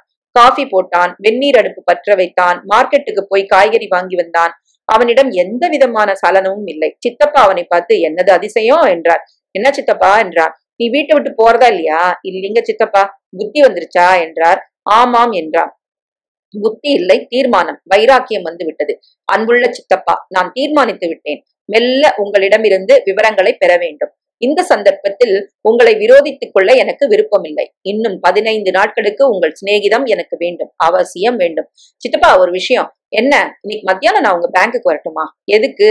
என் ஃப்ரெண்டு ஒருத்தர் சில விவரங்கள்லாம் கேட்டு வர சொன்னார். ஒரு இண்டஸ்ட்ரி ஆரம்பிக்கிறோம். நிச்சயம் வா, எனக்கு தெரிஞ்சதை சொல்றேன். உன் ஃப்ரெண்டையும் அழைச்சிட்டு வாயேன். நான் மட்டும் முதல்ல வரேன் சித்தப்பா. இன்னும் கூட அவன் தீர்மானிக்கவில்லை. இப்போது கூட நினைத்தால் எல்லாவற்றையும் ரத்து செய்துவிட்டு மாணிக்கத்துக்கு டாட்டா சொல்லிவிடலாம். இருந்தும் மாணிக்கம் சொல்லி கொடுத்தவாறே இப்போதிலிருந்தே நடந்து கொள்ள ஆரம்பித்து விட்டான். முதல்ல என்ன செய்யற, உங்க சித்தப்பா கூட சமாதானம் ஆயிரு. அப்புறம் உங்க பேங்குக்கு ஒரு தடவை வர்றேன்னு சித்தப்பாட்ட சொல்லு. எதுக்குடான்னு கேட்பாரு. தயங்காம யோசிக்காம, என் நண்பர் ஒருத்தர் புதுசா ஒரு இண்டஸ்ட்ரி ஆரம்பிக்கிறாரு, அதுக்காக சில விவரங்கள் தெரிஞ்சுக்கன்னு சொல்லு. என்ன? ஆம், செயல்படுத்த துவங்கி விட்டான். அடையாற்று பாலம் தாண்டின பின் 2-3 மைல் சென்று பஸ்ஸிலிருந்து இறங்கி அங்கிருந்து மேலும் 1 மைல் நடந்து அங்கே புதிதாக துவங்கிய தொழிற்பேட்டையின் விளிம்பில் இருந்தது பேங்க். சின்ன கச்சிதமான அரைவட்ட வடிவ கடிதம். எல்லாமே புதிதாக இருந்தது. கான்கிரீட் புதிது, ரோடு புதிது, சைக்கிள் ஸ்டாண்ட், மலர் தொட்டிகள், சுண்ணாம்பு எல்லாம் நவீனமாகத்தான் கட்டப்பட்டிருந்தன. கண்ணாடி கதவுகள் ஏராளம். வாசலில் ஒருவன் கரும்பச்சை நிறத்தில் சட்டை அணிந்து ஒரு துப்பாக்கி வைத்திருந்தான். அவனை பார்த்தால் பயப்படும்படியாக இல்லை, ஒல்லியாக இருந்தான். உள்ளே இடது கோடியில் டெல்லர் என்று எழுதி ஒரு கூண்டு. சேவிங்ஸ் அக்கவுண்டுகளுக்கு ஒரு கவுண்டர், கரண்ட் அக்கவுண்டுக்கு ஒரு கவுண்டர். வலது பக்கத்து ஓரத்தில் ஏஎஸ் விநாயகம் மேனேஜர் என்று போர்டு. அறைக்குள் விநாயகம் உட்கார்ந்திருந்தார். நல்ல காற்றோட்டமான வெளிச்சமான அறை. 2-3 நெட்டையான காத்ரேஜ் பீரோக்கள் இருந்தன. அந்த பக்கம் புத்தக அலமாரி. சுவரில் ஒரு இரும்பு பெட்டி புதைக்கப்பட்டிருந்தது. அதில் 2-3 சாவித்துவாரங்கள் இருப்பதை பார்த்தான். அறை வாசலில் ஒரு சிவப்பு பல்ப் இருப்பதை பார்த்தான். அவன் சென்ற போது சித்தப்பா டெலிபோனில் பேசிக் கொண்டிருந்தார். உங்களுக்கு இல்லாதையா? எப்ப வேணாலும் வாங்க என்றார். அன்பழகனை கண்ணால் உட்காரச் சொன்னார். உட்கார்ந்தான். பின்புறம் ஜன்னலுக்கு வெளியே கடல் தெரிந்தது. சுவரின் பேங்கில் ஸ்தாபகர் ஆர் கிருஷ்ணசாமி முதலியாரின் போட்டோ. தோற்றம், மறைவு. சுவரில் கண்ணாடி பெட்டிக்குள் ஆணி அடித்து சாவி சாவி சாவி. வெளிப்புறத்தில் ஒரு பெண் டைப் அடித்துக் கொண்டிருந்தாள். வச்சிரட்டுங்களா என்று டெலிபோனை வைத்துவிட்டு, சொல்லு, கோவம்லாம் தீந்து போச்சுல என்றார் சித்தப்பா. என்றான் நகத்தை பார்த்து கொண்டு. என்னவோ கேட்கணும் நீ. அதான் சித்தப்பா, என் நண்பன் ஒரு இண்டஸ்ட்ரி ஆரம்பிக்கணும்னா. சரி, அதுக்கு என்ன சொன்னா மாணிக்கம்? கடன் உதவி ஏதாவது கிடைக்குமான்னு கேட்டவர் சொன்னான். கேம்பஸ் யூனிட் இருக்குதா அவருக்கு? என்ன கேட்கிறார் தெரியாது சித்தப்பா. இந்த கேம்பஸ்ல யூனிட் இருந்தா கிடைக்கும்னு சொல்லு. அதுக்குத்தானே நாங்க இங்க கொண்டு பொட்டில்காட்டுல பேங்க் வச்சிருக்கோம், புரியுதா? இத போய் சொல்லு உன் நண்பன் கிட்ட. யாரு உன் நண்பன்? பேர் என்ன? மாதவன். இந்த பாரு, இந்த புஸ்தகத்துல எல்லாம் அச்சடிச்சு வச்சிருக்கோம். இத உன் ஃப்ரெண்டு கிட்ட கொண்டு கொடு. அதுக்கப்புறம் ஏதாவது சந்தேகம் இருந்தா அவரே என்ன வந்து பார்க்க சொல்லு. சரி சித்தப்பா. அன்பழகன் இயல்பாக சுற்றும் முற்றும் பார்த்தான். அப்பா, எவ்வளோ பெரிய இரும்பு பெட்டி என்றான். இதுலதான் எல்லா பணமும் இருக்கு. அது என்ன சித்தப்பா சிவப்பு விளக்கு? அது சாயங்காலம் பூட்டிட்டு வரேன்ல எல்லாத்தையும், அப்போ அதுக்கு உண்டான சுவிட்சையும் போட்டு வந்துடுறது. யாராவது இந்த இரும்பு பெட்டி கதவை திறந்தா சிவப்பு விளக்கு எரியும், பெருசா மணி அடிக்கும். பக்கத்துல போலீஸ் அவுட் போஸ்ட் இருக்குது, அதுக்கும் கனெக்ஷன் கொடுத்து வச்சிருக்கோம், அங்கேயும் சத்தம் போடும். கூட்டமே இல்லையே, சின்ன பேங்க் தானே, அதுக்கு இவ்வளவு பந்தோபஸ்தா? கேஷ் ஜாஸ்தி பொருளுது இல்ல. பக்கத்துல இருக்கிற ஃபேக்டரிகள்லாம் நம்ம கிட்டதான் கணக்கு வச்சிருக்காங்க. சம்பள பணமாவே மாச கடைசியில மொத்தம் 12-13 லட்சம் வரைக்கும் பொருளுது. அதுக்காக தான் இவ்வளவு கான்கிரீட், இவ்வளவு பெரிய இரும்பு பெட்டி, இவ்வளவு பந்தோபஸ்து. கரண்ட் போச்சுன்னா என்ன ஆகும்? அதுக்கு தனியா பேட்டரி இருக்குது, எல்லாம் பத்திரமா தான் வச்சிருக்கோம். கண்ணாடி அணிந்த ஒருத்தர் சிவப்பாக நிறைய லட்சர்களுடன் வந்து, சார் சாவி என்றார். சித்தப்பாவிடமிருந்து சாவி கொத்தை வாங்கி அந்த இரும்பு பெட்டியை திறந்தார். இப்ப மணி அடிக்கலையே என்றான். அலாரம் பைபாஸ் பண்ணி வச்சிருக்கேன், சாயங்காலம் தான் அதை ஆட் பண்ணுவோம். நீ உன் ஃப்ரெண்டை எதுக்கும் கூட்டு வா. அன்பழகன் கிளம்பும் போது சமாதான கொடி காட்டினான். சித்தப்பா, நான் ஏதாவது நேற்று தப்பா சொல்லியிருந்தேன்னா மன்னிச்சுக்கோங்க. உங்க கூட இருக்கிறதுலதான் எனக்கு வாழ்வு. பரவாயில்ல, நான் இதெல்லாம் மனசுல வச்சுக்கிறதுல. ஆஃப்டர் ஆல் நம்ம உறவுக்காரங்க இல்லையா? போயிட்டு வா அன்பு. அவசியம்தான். இவருக்கு இந்த 15 தினங்களில் சந்தேகம் ஏதும் ஏற்படக்கூடாது. இன்றைக்கு நான் கேட்டது கூட அதிகமோ? சந்தேகம் ஏற்படுமோ? என்னையா? அப்பாவி அன்பழகனையா? யாரும் சந்தேகிக்க மாட்டார்கள். மாணிக்கத்தின் திட்டத்தில் எளிய சிக்கலில்லாத தன்மை அவனை கவர்ந்தது. ஆனால் அவன்தான் இன்னும் தீர்மானிக்கவில்லையே. எந்த கணமும் அவன் வாபஸ் வாங்கலாமே. வீட்டுக்கு திரும்பவில்லை. லஸ்முனைக்கு சென்றான். ராஜசேகரன் பூட்டி இருந்தான். காமதேனுவில் ஒரு தமிழ் படத்தில் போய் உட்கார்ந்து கொண்டான். தூங்கி போனான். சபாஷ், அப்ப நீ ஒப்புத்துக்கிற? இல்ல மாணிக்கம், இன்னும் இல்ல. மறுபடி பயமா? இத பாரு அன்பு, எல்லாருக்கும் வாழ்க்கையில ஒரே ஒரு சான்ஸ் தான் வரும். ஒரு கல்யாணம், ஒரு திருட்டு. நீங்க அந்த இரும்பு பெட்டியை பார்க்கணும். நாம என்ன இரும்பு பெட்டியை வெடி வச்சா திறக்க போறோம்? அதுக்கு உண்டான சாவியை போட்டு பூ கணக்கால திறக்க போறோம். கதவு திறந்த உடனே போலீஸ் அவுட் போஸ்ட்ல மணி அடிக்கும். அதுலதானே தம்பி சிக்கல். நீ எப்படியாவது இன்னொரு விஷயம் கண்டுபிடிச்சிட்டு வரணும். அந்த பைபாஸ் சொல்றாரு பாரு உங்க சித்தப்பா, அதுக்கு உண்டான சுவிட்ச் எங்க இருக்குன்னு எப்படியாவது நீ விசாரிச்சு கண்டுபிடிக்கணும். சந்தேகப்படுவார். இந்த ரிஸ்க் எடுத்துதான் ஆகணும். மேலும் சந்தேகப்படுறதுக்கு நாம எந்த ஆதாரமும் வைக்க போறது இல்லையே. நீ ஊரை விட்டு ஓட போறியா? இல்லையே, இங்கதானே இருக்க போற. உன்னை பத்தி நினைக்க கூட மாட்டாங்க. மாணிக்கம் சாவிக்கு பிரதி எடுத்துக்கிறதுக்கு எத்தனை நாள் ஆகும்? 10 நாள்ல செய்தாகணும். இந்த சந்தர்ப்பத்தை நழுவ விட்டா முதல் தேதி திங்கக்கிழமையா அடுத்த ஏப்ரல் தான் வருது. நீ பிரதி மட்டும் சோப்ல எடுத்துக்கிட்டு வந்துரு, நான் பாக்கிய பாத்துக்கிறேன். ஒண்ணு செய்யலாமே, சனிக்கிழமை ராத்திரி நான் சாவி கொத்தையே எடுத்துட்டு வந்துடுறேனே.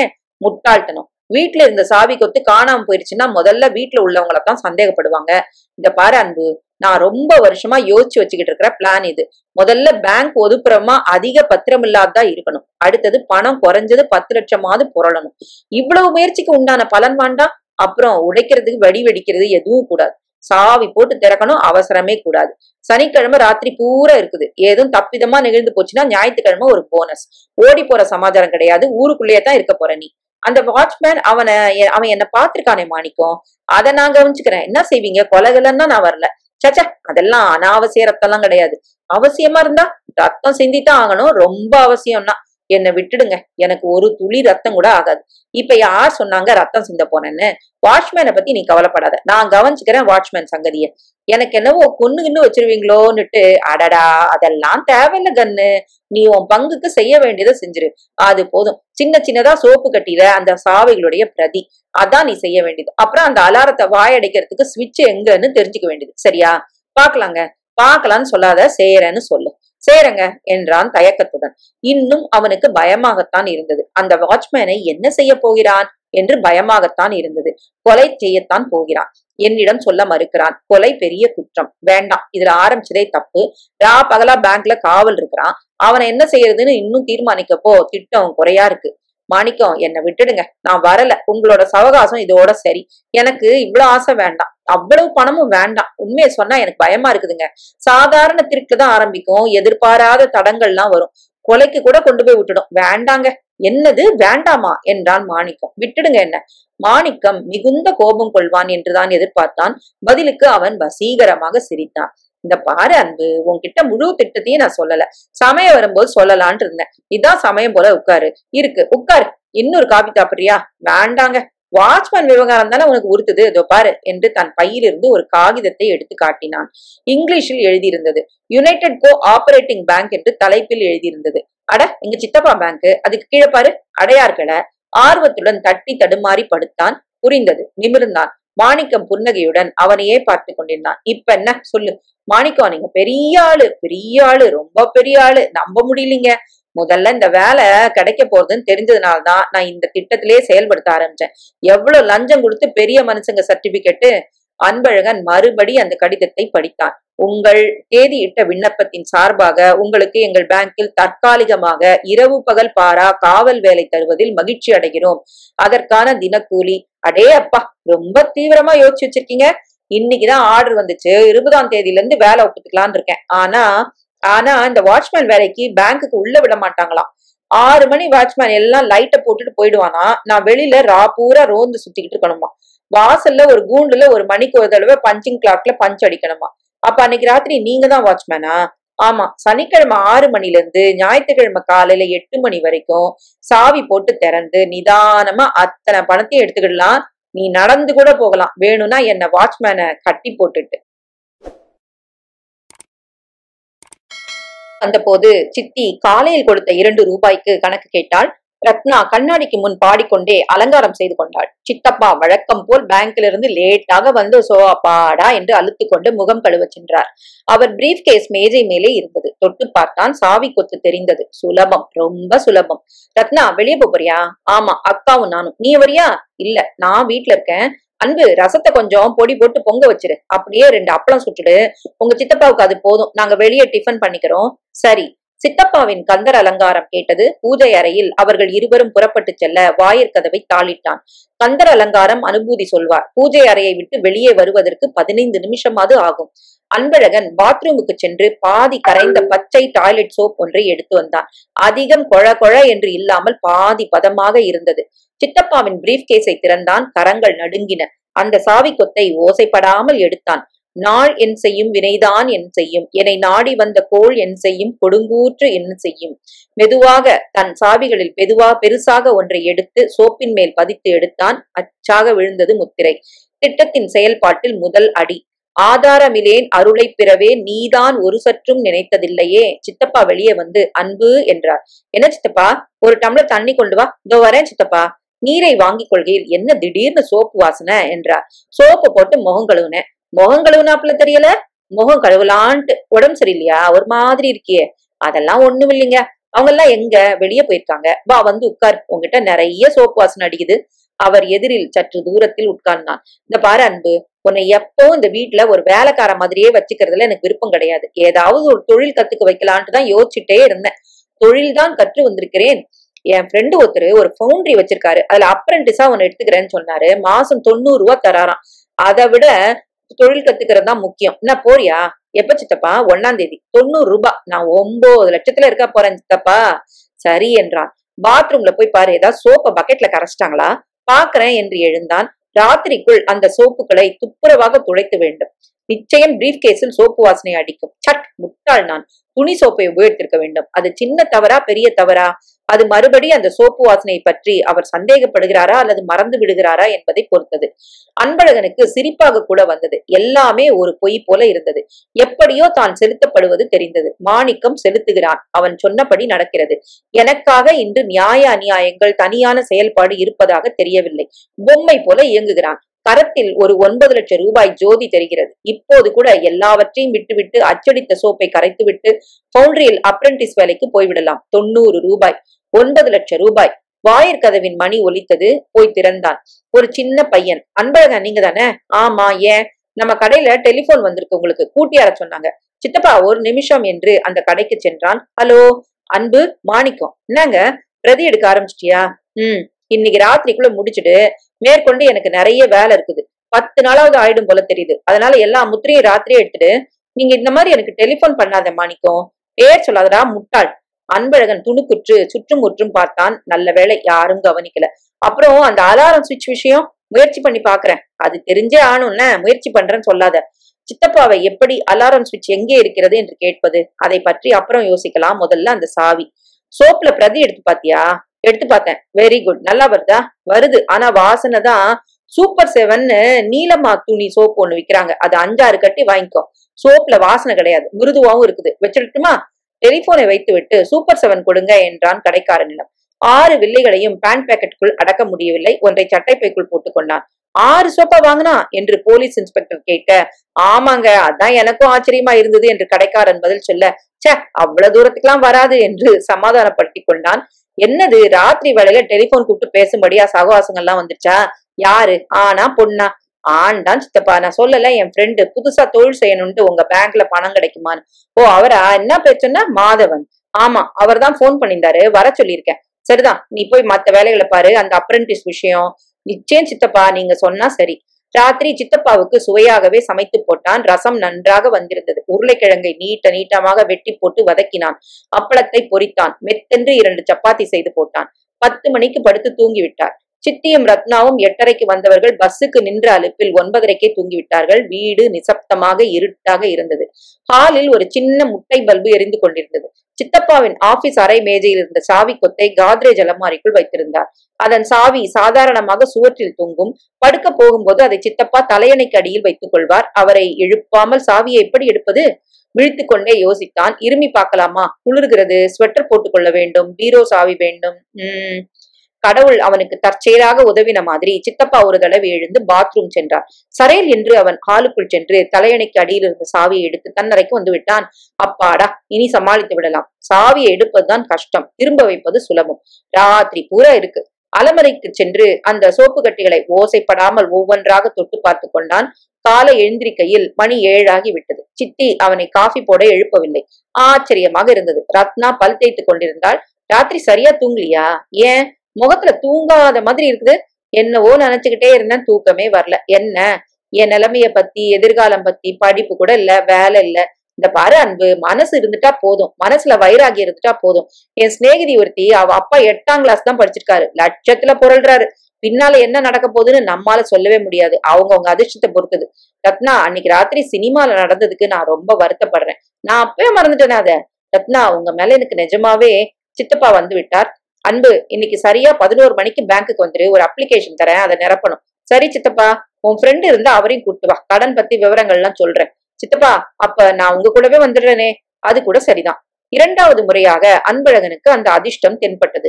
தற்செயலாக நிகழ்ந்த ஒரு சங்கதி அவனுக்கு அந்த காரியம் பூர்ணமாக நடந்து நிறைவேறும் என்ற நம்பிக்கை தந்துவிட்டது. அந்த அலாம் ஸ்விட்ச் விவகாரம்.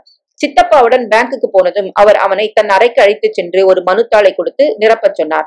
பெயர், பிறந்த தேதி, பிறந்த இடம் என்று அவன் எழுதி கொண்டிருக்க, சித்தப்பா லெட்ஜர்களில் கையெழுத்து வாங்க வந்திருந்த சிப்பந்தி ஒருடன், கொஞ்சம் ராமநாதனை கூப்பிடுங்க என்றான். ராமநாதன் என்பவர் வந்ததும் அவருடன் பேசின ஆரம்ப பேச்சுக்களும் அன்பழகன் கவனத்தில் இல்லை. திடீரென்று அலாம் என்கிற வார்த்தையை கேட்டதும் உஷாரானா. எலக்ட்ரிஷியனை கூப்பிட்டு செக் பண்ண சொல்லி, ஏதோ லூஸ் கான்டாக்ட் போல இருக்கு தெரியுது. இல்லைங்களே, சமீபத்துலதான் நான் செக் பண்ணேன். நான் செக் பண்ணப்போ ஒரு தடவை சரியா மணி அடிக்கல. இப்ப பாக்கட்டுங்களா? பாரு, இப்ப பைபாஸ் பண்ணிருக்குது, சுவிட்ச போட்டுக்க.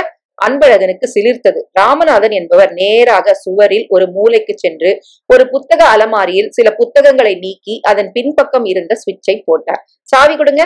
சாவியை எடுத்து இரும்பு பெட்டியை திறக்க சிவப்பு விளக்கு எரிந்தது. மணி அலறி அடித்தது. 1-2 பேர் உள்ளே வர, ஒண்ணுமில்ல, டெஸ்டிங் என்றார் விநாயகம். மறுபடி அந்த அலமாரி சுவிட்சை தட்ட மணி நின்றது. டெலிபோன் மணி அடித்தது. ஹலோ இன்ஸ்பெக்டர், ஒண்ணுமில்லைங்க, ஒண்ணுமில்ல, சும்மா டெஸ்டிங், தேங்க்ஸ். நீங்க கூட அலர்ட்டா இருக்கீங்களே என்று சிரித்தார். அன்பழகன் இந்த அத்தனையும் கண் கொட்டாமல் பார்த்து கொண்டிருந்தான். இந்தாங்க 6 சோப்பு, எல்லா சாவியும் பதிச்சிருக்கு, பாக்குறீங்களா? மாணிக்கம் ஒரு சோப்பு கட்டியை பிரித்து பார்த்து, பிரமாதம், சபாஷ் என்றான். அப்புறம் அந்த அலாரம் சமாச்சாரம், அதையும் கண்டுபிடிச்சிட்டேன். அந்த அறையில புஸ்தக அலமாரி ஒண்ணு இருக்குது. அது மேல் தட்டுல இடது பக்கத்துல இருக்கிற புஸ்தகங்களை விளக்குனா பின்னால ஒரு சுவிட்ச் தெரியுது. அதை தட்டிட்டா மணி அடிக்கிறது இல்ல, அலாரம் அதுன்னு சொல்றாங்க. பைபாஸ் ஆயிடுது. பிரமாதம், பிரமாதம். வாத்தியாரே, நீ பெரிய ஆளாயிட்ட. நான் எல்லாத்தையும் பாத்துடுறேன், கவலையே படாத. சாவிகள் தயாரிச்சு திறந்து திருடி எல்லாத்தையும் என்கிட்ட விட்டுடு. நான் வேற என்ன செய்யணும்? வேற ஒண்ணும் வேண்டாம். சம்பவத்தன்னைக்கு, அதாவது 29ஆம் தேதி சனிக்கிழமை ராத்திரி 12 மணிக்கு நேரம் அங்க வந்துரு. வீட்டுல செகண்ட் ஷோ சினிமா போறேன்னு சொல்லிட்டு வந்துடு. அதுக்கான டிக்கெட்டு நான் வாங்கி வச்சுக்கிறேன். நான் என் மோட்டார் சைக்கிள்ல வரேன். பேங்க திறந்து பணம் எடுத்துட்டு நேரா ஒரு இடத்துக்கு போய் சமுத்திரக்கரைக்கு போயிடலாம். அங்கேயே பணத்தை எண்ணி பிரிச்சுக்கலாம். அதுக்கப்புறம் நீ என்ன பார்க்க போறது இல்ல, நான் ஒன்ன. நாம பிரிஞ்சிடுறோம். டாட்டா. நீ என்ன செய்யற? பேசாம பெட்டி தூக்கிட்டு வீட்டுல போய் படுத்துரு. அத்தனைய படத்தோடையா? ஆமா, உன் ரூம்ல உன் கட்டில் கடியில வச்சுக்க. அதை விட பத்திரமான இடம் இருக்க முடியாது. பேங்க் மேனேஜர் வீடு. அப்புறம் இன்னொரு விஷயம், உடனே செலவழிக்க ஆரம்பிக்க கூடாது. பொறுத்துரு. 1 வருஷம் 2 வருஷம் 2 வருஷமும் படுக்கை கடியில பணத்தை வச்சுக்கணும். சேச்சா, அப்படி பண்ணாத. முதல் வாரத்துக்குள்ள இடத்த மாத்திரு. குட்டி போட்ட பூனை மாதிரி மாத்திக்கிட்டே இரு. பரன்ல தட்டு முட்டு சாமங்க போடுவாங்கல்ல, அந்த மாதிரி ஏதாவது இடம். என்ன, அது உன் சாமர்த்தியத்தை பொறுத்தது. சரிங்க என்றான் சந்தேகத்துடன். சந்திக்கலாம் சனிக்கிழமை ராத்திரி. அது வரைக்கும் எல்லாத்தையும் மறந்துரு. அப்புறம் என்னங்க பொடி அன்னைக்கு போச்சமே, அது சிகரெட்டா செஞ்சு தந்துருங்க. இப்பவே குடிச்சிட்டு போயிடுறேன். வீட்டுல இதெல்லாம் உதவாதுங்க. அப்புறம் இன்னொரு இடத்துக்கு போலாமா? உங்களுக்கு நைட் டியூட்டி இல்ல? 12 நாட்களும் அன்பழகன் பசு போல சாதுவாக இருந்தான். வீட்டு வேலைகளை சமர்த்தாக செய்தான். ரத்னாவுக்கு சாரிகளை ட்ரை கிளீனிலிருந்து வாங்கி வந்தான். சித்தப்பாவுக்கு திருச்செந்தூர் மகத்துவம் என்ற புத்தகம் வாங்கி வந்தான். அவருடைய பவுண்டரி நண்பரை போய் பார்த்து விட்டு வந்தான். 1ஆம் தேதியில் இருந்து ஆரம்பிச்சிடலாம். முதல்ல 90 ரூபாய் தான் கொடுப்போம். அதுக்கப்புறம் மேல கூட்டிட்டு வந்து 5 வருஷத்துல 150 ரூபாய் வரைக்கும் போயிடலாம். சாயங்காலம் எல்லாம் அந்த ஏக்கம் இருந்தது. கடைத்தெருவில் சினிமா கொட்டகை வாசலில் வாசனையாக இங்கிலீஷ் பேசிக்கொண்டு செல்லும் அழகிய யுவதிகளை பார்த்து பொறாமையாக இருந்தது. இந்த வீடு எவ்வளவு இருக்கும்? 2 லட்சம் இருக்குமா? இந்த தியேட்டரு, இந்த காரு, இந்த பொண்ணு, ரத்னாவோட அழகான பெண்கள்லாம் எனக்கு கிடைப்பாங்க. அவளை வச்சுக்கிட்டு ஏரோப்ளைன்ல காஷ்மீர்னு அங்க எங்க நதியில படக்கிற மெதுகுல போகும்போது, மிஸ்டர் அன்பழகன் நீங்க தானே? எஸ், என் பேரு காஷ்மீர் போலீஸ். சேச்ச, இன்பமான கனவுல கூட இந்த போலீஸ் தொந்தரவா? போதாததுக்கு சித்தப்பாவோட உபதேசம் வேறு. அன்பு, கடுமையான உழைப்பு இல்லாம எதுவும் நிலைக்காது. ஒருத்தன் வாழ்க்கையில முன்னேறணும்னா உழைப்பு ஒண்ணுதான் உனக்கு உதவும். மத்ததெல்லாம் இத்தியாதிகள். இன்னும் 10 நாளைக்கு இதெல்லாம் சகிச்சுக்க போறேன். அதுக்கப்புறம் எல்லா சந்தடிகளும் ஓய்ந்த பின் மெதுவாக புறப்பட போகிறேன். உண்மையான அன்பழகன், விஸ்வரூப அன்பழகன். சனிக்கிழமை ராத்திரி சினிமாவுக்கு போகிறேன் என்று சொன்ன போது சித்தப்பா அதிகம் ஆச்சரியப்படவில்லை. தனியாவா என்றார். ஆமா சித்தப்பா, ராத்திரி ஷோ தான் போணுமா, போயிட்டு வந்துடலான்ட்டு. சரி போய் வா, ராத்திரி நான் கதவை திறக்கிறேன். பயமாக இருந்தது. எத்தனை மணிக்கு திரும்பி வருகிறேன் என்று தெரிந்து கொள்வார். இருந்தும் என்னையும் அந்த திருட்டையும் எப்படி முடிச்சு போட முடியும்? சினிமா டிக்கெட் வேறு இருக்கிறது. எல்லாவற்றையும் யோசித்திருக்கிறார். பெரிய ஆள், ஜீனியஸ். லாஸ்ட் பஸ் டெர்மினஸில் இறங்கி பாலத்தை தாண்டி நடந்தான். அவசரமே இல்லை. இன்னும் 1.5 மணி நேரம் இருக்கிறது. மெல்ல நடந்தான். ஒரு விதத்தில் பயம் விட்டு போயிருந்தது. எதிர்பார்ப்பும் இல்லை. திரும்ப திரும்ப செலுத்தப்படும் உணர்ச்சிதான் ஏற்பட்டது. என்ன செய்தாலும் இன்றுதான் கடைசி காலைக்குள் தெரிந்துவிடும். மௌனத்தில் நின்றது பேங்க் கட்டிடம். மெலிதாக கடல் காற்று அவனுக்குள் புகுந்து குரு குரு என்றது. மிக தனியாக இருந்தது. ஒரு ஆள் இல்லை. தூரத்தில் தொழிற்சாலைகளின் நிழல்கள் தெரிந்தன. சமுத்திரத்திலும் குரல் கேட்டது. மெலிதான இரைச்சல். கட்டிடத்தின் வாசலில் ஒருவரும் இல்லை. தெருவிளக்கின் வெளிச்சத்தில் கடிகாரத்தை பார்த்து கொண்டான். 11:30. இந்த அழுக்கு கடிகாரத்தை தூர எறிந்துவிட்டு ஒரு டிஜிட்டல் கடிகாரம் வாங்கி கொள்ள வேண்டும். செல்லாராமில் அன்று பார்த்த சட்டையை வாங்கி கொள்ள வேண்டும். காத்திருந்தான். திடீரென்று அதீதமான பயம் அவனை தாக்கியது. கடவுளே, இது என்ன காரியம்? திருட்டு, பெரிய திருட்டு, கொள்ளை. நான் இதுவரை சம்பாதித்து வைத்த அத்தனை நல்ல பெயரையும் ஒரே ஒரு ராத்திரியில் பணயம் வைக்கிறேன். இப்போது கூட ஓடி போய்விட்டால் என்ன? வா அன்பழகா, இதுதான் உன் கடைசி தருணம். இப்போது கூட நீ முடியாது. ஏற்கனவே அடிப்படை குற்றங்கள் பல செய்தாகிவிட்டது. சாவிகளின் பிரதிகளை கொடுத்தாகிவிட்டது. தூரத்தில் ஒற்றை விளக்கு தெரிந்தது. அதன் பின் மெலிதான தடதட தடதட மாணிக்கத்தின் புல்லட். அருகே வர வர அவனுக்கு ரத்தத்தில் சூடேறியது. சற்று தூரத்திலேயே அந்த இயந்திரத்தை நிறுத்திவிட்டு மிதந்து வந்தான். ஸ்டாண்ட் போட்டுவிட்டு வந்தான். கையில் ஒரு பெட்டி வைத்திருந்தான். எப்ப வந்த? 1/2 மணி ஆச்சு. சாவி? தன் பையை தட்டி காட்டினான். ஜல் ஜல் என்றது. எல்லாம் பிரதி எடுத்தாச்சு. வாயிற் பக்கத்து பூட்டின் அருகில் சென்று ஒரு சின்ன டார்ச் அடித்து பார்த்துவிட்டு உடனே அணைத்தான். நீ இங்கே நில்லு, யாராவது வந்தா சொல்லு. வாசகதவை திறந்துட்டா அப்புறம் 2 பேரும் உள்ள போயிடலாம். யாராவது வருகிறார்களா என்று அன்பழகன் பார்த்து கொண்டிருக்க மாணிக்கம் ஒவ்வொரு சாவியாக முயல சின்ன சின்ன சத்தங்கள் தெளிவாக கேட்டது. 1 நிமிஷம், 2 நிமிஷம், 3, 4, 5. திறந்துக்குச்சு. வா. அன்பழகன் அவன் பின் பேங்க் கட்டடத்தின் இருட்டுக்குள் நுழைந்தான். மாணிக்கத்தின் சின்ன டார்ச் வட்டம் தயங்கி தயங்கி முன்னேறியது. அவன் நிழல் தெரிந்தது. அவன் அணிந்திருந்த கருப்பு ஜாக்கெட் தெரிந்தது. மெல்ல மேனேஜர் அறையை அணுகி அதன் பூட்டின் முன் நின்றான். மறுபடி ஒவ்வொரு சாவியாக முயல ஆரம்பித்தான். மாணிக்கத்துக்கு பதட்டமே இல்லை. மெலிதாக பாடினான். மேனேஜர் அறையை திறந்து அந்த புத்தகங்களை விலக்கி அந்த பைபாஸ் சுவிட்சை தட்டிவிட்டான். அப்புறம் மெதுவாக இரும்பு பெட்டிக்கு அருகே வந்தான். தன் சாவிகளில் ஒவ்வொன்றாக எடுத்து அதன் துவாரங்களில் துழாவினான். முதல் சாவி, 2வது சாவி, 3வது. அந்த பூட்டு திறந்தது. அடுத்த துவாரம். 10 நிமிஷங்களா அவை? 10 வாழ்நாட்கள். இரும்பு பெட்டி திறந்து கொண்டது. மாணிக்கம் பதட்டப்படாமல் உள்ளே தன் டார்ச் ஒளியை விளையாட விட்டான். அந்த மெல்லிய வெளிச்சத்திலும் நோட்டுக்கற்றைகள் தெரிந்தன. அன்பழகனுக்கு உடம்பு பூரா குப் என்று வியர்த்து விட்டது. ஏதோ ஒரு தடை செய்யப்பட்ட சன்னிதானத்தில் நுழைந்து அங்கே அழகாக அமைக்கப்பட்டிருக்கும் தெய்வ சிலையை கலைப்பது போல உணர்ந்தான்.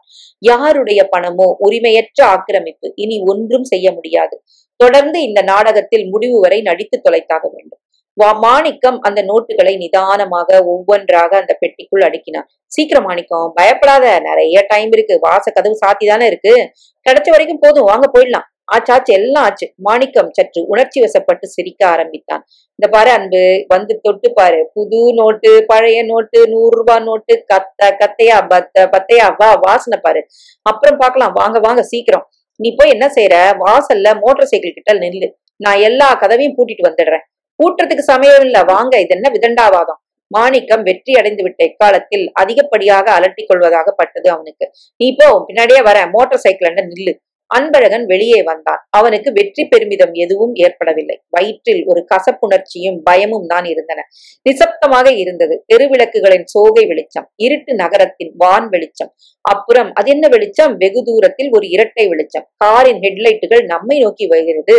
காரா, ஜீப்பா? ஐயோ, போலீஸா என்ன? உள்ளே ஓடினான். மாணிக்கண்ண, சீக்கிரம், கார் வருது, கார் வருது, விளக்கு வெளிச்சம் வருது, ஜீப் மாதிரி தெரியுது, வாங்கண்ண, வந்துடுங்க. மாணிக்கம் வெளியே வந்து அந்த இரட்டை வெளிச்சத்தை பார்த்தான். ஏய், ஜீப்பு மாதிரிதான் தெரியுது, வா கிளம்பிடலாம், ஏறிக்க, இந்த பெட்டியை பத்திரமா வச்சுக்க. ஒரு உதை. கிடுகிடு என்று புல்லட் வண்டி புறப்பட்டது. அன்பழகன் மோட்டார் சைக்கிளின் பின் சீட்டில் உட்கார்ந்த உடனே சீறி புறப்பட்டது. இடது பக்கம் திரும்பி துடித்து வெடித்து 100 அடிக்குள் 80 கிலோமீட்டர் வேகம் அடைந்து காற்று காதில் அலற அன்பழகன் திரும்பி பார்த்தான். சரசரவென்று அவர்களுக்கும் அந்த ஜீப்புக்கும் தூரம் அதிகமாகி கொண்டிருந்தது. திரும்பிட்டானா? இல்ல, இன்னும் தெரியறான். வேற ஏதாவது காரா இருக்கும். இல்லீங்க, ஜீப்பு மாதிரிதான் தெரியுது. பொட்டி ஜாக்கிரத, அத்தனையும் அதுலதான் இருக்கு. புல்லட் இன்னும் வேகம் பிடித்தது. போயிட்டானா பாரு. காங்கலங்க. இனிமே எவரும் நம்மள பிடிக்க முடியாது. யாரா இருக்கும் அது? போலீஸா இருக்காது. எதுக்கும் ஜாக்கிரதைக்கு தான் விரட்டிட்டு வந்துட்டேன். விஸ் என்று ஈரக்காற்று முகத்தில் படர அவர்கள் ஆற்று பாலத்தை கடந்த போது அது நிகழ்ந்தது. மோட்டார் சைக்கிள் திடீரென்று மௌனமாயிற்று. அதன் என்ஜின் சப்தம் ஓரிரு இருமல்களுக்கு பின் நின்று போயிற்று. மாணிக்கம் அதன் திராட்டிலை சற்று திருகி திருகி பார்த்தான். வேகம் குறைந்து மிதக்க ஆரம்பித்து விட்டது. சட்டென்று அழுத்து கொண்டான். என்னங்க, பெட்ரோல் இல்லையா? பெட்ரோல் நிறைய இருக்குது, இன்ஜின் தான் ஏதோ கோளாறு, நின்னுது. அவசரமாக அதை ஸ்டாண்டில் போட்டு உதைத்து பார்த்தான். வெறும் குலுங்கல் சப்தம் தான் கேட்டதை தவிர உடன் என்ஜின் பற்றி கொள்ளும் தட் தட் சப்தம் வரவில்லை. மாணிக்கம் வியர்த்திருந்தான். சுற்றிலும் பார்த்தான். இப்ப என்ன செய்யறது? இரு, யோசிக்கிறேன். கையில் அந்த பெட்டி கனமாக இருந்தது அன்பழகனுக்கு. அந்த வந்த வழிச்சாலையை பார்த்தான். தூரத்தில் மறுபடி அந்த இரட்டை விளக்குகள் தெரிந்தன. வராங்க. மாணிக்கம் பார்த்தான். பெட்டி என்கிட்ட கொடு. இந்த பாரு அன்பு, ஒரே ரிஸ்க் எடுக்கலாம். நம்ம பயத்துல கிளியில நாம அந்த காரை போலீஸ் ஜீப்னு நினைச்சுக்கிட்டு இருக்கலாம். நிஜமாவே அது ஏதோ ரோட்ல போற காரா இருக்கலாம்ல. கிட்ட வரட்டும், பாத்துக்கலாம். போலீஸா இருந்தாலும் நம்மள என்ன செஞ்சிட முடியும்? 2 ஆளா மோட்டார் சைக்கிள் நின்று போய் ரோட்ல நிக்கிறது தப்பா? இந்த பெட்டி, இதை யார் பார்க்க போறாங்க? பெட்டியை அவனிடம் கொடுப்பதற்குள் அந்த ஜோடி விளக்குகள் இப்போது அருகே வந்துவிட அன்பழகனுக்கு உள்ளே பெரிசாக ஓட்டை விழுந்தது. Police jeep. சரேக் என்று பிரேக் போட்டு கிரீச்சிட்டு நின்று வெளியே ஒரு இன்ஸ்பெக்டர் குதித்தார். உடனே ஒரு கான்ஸ்டபிள், யார் யாது? மோட்டார் சைக்கிள் ரிப்பேரு என்றான். நீங்க தானே அடையார் யுனைடெட் கோஆபரேட்டிவ் பேங்க் கட்டடத்துல இருந்த கொஞ்ச நேரம் முன்னாடி மோட்டார் சைக்கிள்ல வெளியே வந்தீங்க? இல்லீங்க, நாங்க கிண்டில இருந்து வரோங்க. ஏன் உதறுது இந்த ஆளுக்கு? என்ன பொட்டியது? சாராயமா? இல்லீங்க, சொந்த சாமானுங்க. அன்பழகன் மாணிக்கத்தை பார்த்தான். தர மாணிக்கம், எதுக்கியா திறக்கணும்? நாங்க என்ன செஞ்சுட்டோம் என்றான். ஒன்னும் செய்யலன்னா பெட்டியை திறந்து காட்டைய எதுக்கியா தயக்கம்? கான்ஸ்டபிள், பெட்டியை பாத்திரியா? குடியா என்று அன்பழகனின் அருகில் அந்த கான்ஸ்டபிள் நெருங்க மாணிக்கம் திடீரென்று சற்றும் எதிர்பாராத முறையில் அன்பழகனிடம் ஓடி வந்து அவன் கையில் இருந்த அந்த பெட்டியை பிடுங்கி அதை வீசி எறிந்தான். உயரமான பாலத்தின் கைப்பிடி சுவர் ஓரம் பெட்டி இரட்டில் விசிறப்பட்டு சற்று நேரம் கழித்து ஆற்றில் தண்ணீரில் விழுந்து பிளக் சப்தம் கேட்டது. இப்ப சொல்லுங்க என்றான் மாணிக்கம் இன்ஸ்பெக்டரை பார்த்து. அன்பழகன் பிரமித்து நின்றான். போங்க, போய் பாத்துக்கோங்க, பெட்டியில என்ன இருக்குதுன்னு. ஆத்துல இறங்கி பாத்துக்கோங்க. 9 லட்சம் போச்சு, இருட்டுல போச்சு, ஆத்துல போயிடுச்சு. எதுக்காக இப்படி செய்தான்? என்ன காரணம்? எப்படியும் அகப்பட்டுட்டாச்சு. தங்கள் மேல் குற்றச்சாட்டு சாட்சியங்கள் எதுவும் கிடைக்காம இருக்கவா? புரியலையே. அப்படித்தான் தோணுது. எப்படி இவங்க 2 பேரையும் பேங்க்ல திருடின குற்றத்துக்கு சம்பந்தப்படுத்த முடியும்? கடவுளே, பேசாம வீட்டுல இருந்துக்கலாம். இந்த மாணிக்கத்தை எதுக்காக சந்திச்சோம்? கான்ஸ்டபிள் நதியில் எட்டி பார்த்தான். தண்ணி நிறைய போதுங்க என்றான். 2 பேரும் என் கூட ஸ்டேஷனுக்கு வாங்க. தாராளமா என்றான். கொஞ்சம் இருங்க, மோட்டார் சைக்கிளை ஓரத்துல நிறுத்தி வச்சுட்டு வந்துடுறேன். மாணிக்கம் அலட்டி கொள்ளவே இல்லை. இப்போது போலீஸ் அவனை பிடிப்பது கஷ்டம் என்றும் தோன்றியது. என்ன ஆதாரம்? சந்தேகஸ்தவாக பாலத்தில் நின்று கொண்டு பெட்டியை ஆற்றில் தூக்கி போட்டது குற்றமா? அன்பழகனுக்கு மெல்ல உரைக்க ஆரம்பித்தது. மாணிக்கம் பெரிய ஆள். மாட்டிக்கொண்டாச்சு. தப்பிக்க ஒரே வழி முக்கிய சாட்சியை கலைச்சு விடுறதுதான். அன்பழகனுக்கு கொஞ்சம் கை நடுக்கம் குறைந்தது. மாணிக்கம் மோட்டார் சைக்கிளை ஒரு ஓரத்தில் நிறுத்துவதற்கு முன் அதை ஸ்டார்ட் செய்ய ஒரு தடவை முயற்சி செய்து பார்த்தான். குபுக் என்று ஸ்டார்ட் ஆனது. சனியன் தரித்திரம், இப்ப ஸ்டார்ட் ஆகுது பாரியா என்று அதை வயிற்றில் உதைத்தான். இன்ஸ்பெக்டர் சார், என் வண்டி சரியாயிடுச்சு. இதுலயே வரட்டுமா இல்ல உங்க ஜீப்ல தான் வரணுமா? என்ன மேன் விளையாடுறியா? ஜீப்ல தான் வா. அப்ப என் வண்டி கான்ஸ்டபிள் ஓட்டிட்டு வருவான். ஏறு. வண்டிக்குள் ஏறுகையில் சொன்னார். இந்த பாரு, கையில துப்பாக்கி வச்சிருக்கேன். ஏதாவது எசகடா நடந்துகிட்டா சுட்டு பொசிக்கிடுவேன். ஐய, நீங்க எங்களை தப்பா எடை போடுறீங்க. வேற யாரையோ ஏரியா வண்டியில. ஜீப் சென்று கொண்டிருக்கும் போது மாணிக்கம் மெலிதாக விசிலடிக்க ஆரம்பித்தான். என்ன பொல்லாப்பு பத்தியா அன்பு? நாம பாட்டுக்கு ரோட்ல போயிட்டு இருந்தா நம்மள பிடிச்ச ஒரு ராத்திரியில ஸ்டேஷனுக்கு கூட்டிட்டு போய் ஷட்டப். வலுவான ஆணித்தரமான சாட்சியங்கள், பேங்கில் சகல இடங்களிலும் இருவரது விரல் ரேகைகள், அன்பழகன் பேங்க் மேனேஜரின் உறவினராக இருப்பது, மாணிக்கம் அங்கே சமீபத்தில் நியமிக்கப்பட்ட நைட் வாட்ச்மேனாக இருப்பது, இன்ஸ்பெக்டர் ஒரு மோட்டார் சைக்கிளை பேங்க் கட்டிடத்தை விட்டு விலகி சென்றதை பார்த்தது, அவர்கள் பாலத்தில் நின்று போனது, கண் முன்னாலேயே பெட்டியை எரிந்தது. காலை இருவரும் கைது செய்யப்பட்டு போலீஸ் பாதுகாப்பில் இடப்பட்டனர். ஆற்றில் துருவி துருவி தேடி பார்த்தனர். பேங்கில் மொத்தம் 9,80,020 ரூபாய் திருடு போய்விட்டது. அதோ அந்த பாலத்திலிருந்து வீசி எறியப்பட்டு உப்பு தண்ணீரின் அடியில் இருக்க வேண்டும். மத்தியானத்திற்குள் திறந்த பெட்டியும் சில 100 ரூபாய் நோட்டுகளும் கிடைத்தன. ஆற்றின் கடல் புறம் தேடுவதா மேற்கே தோடுவதா? அந்த இடத்தில் ஆறு அகலமாக ஆழமாக இருந்தது. பெட்டி கனமாக இருந்ததால் அது மிதக்கவில்லை. உள்ளே சென்று வாயை பிளந்திருக்க வேண்டும். சாயங்காலத்திற்குள் ஆற்றில் துழாவி துழாவி தேட அரை நிர்வாண செம்பள சிறுவர்கள் இருந்தார்கள்.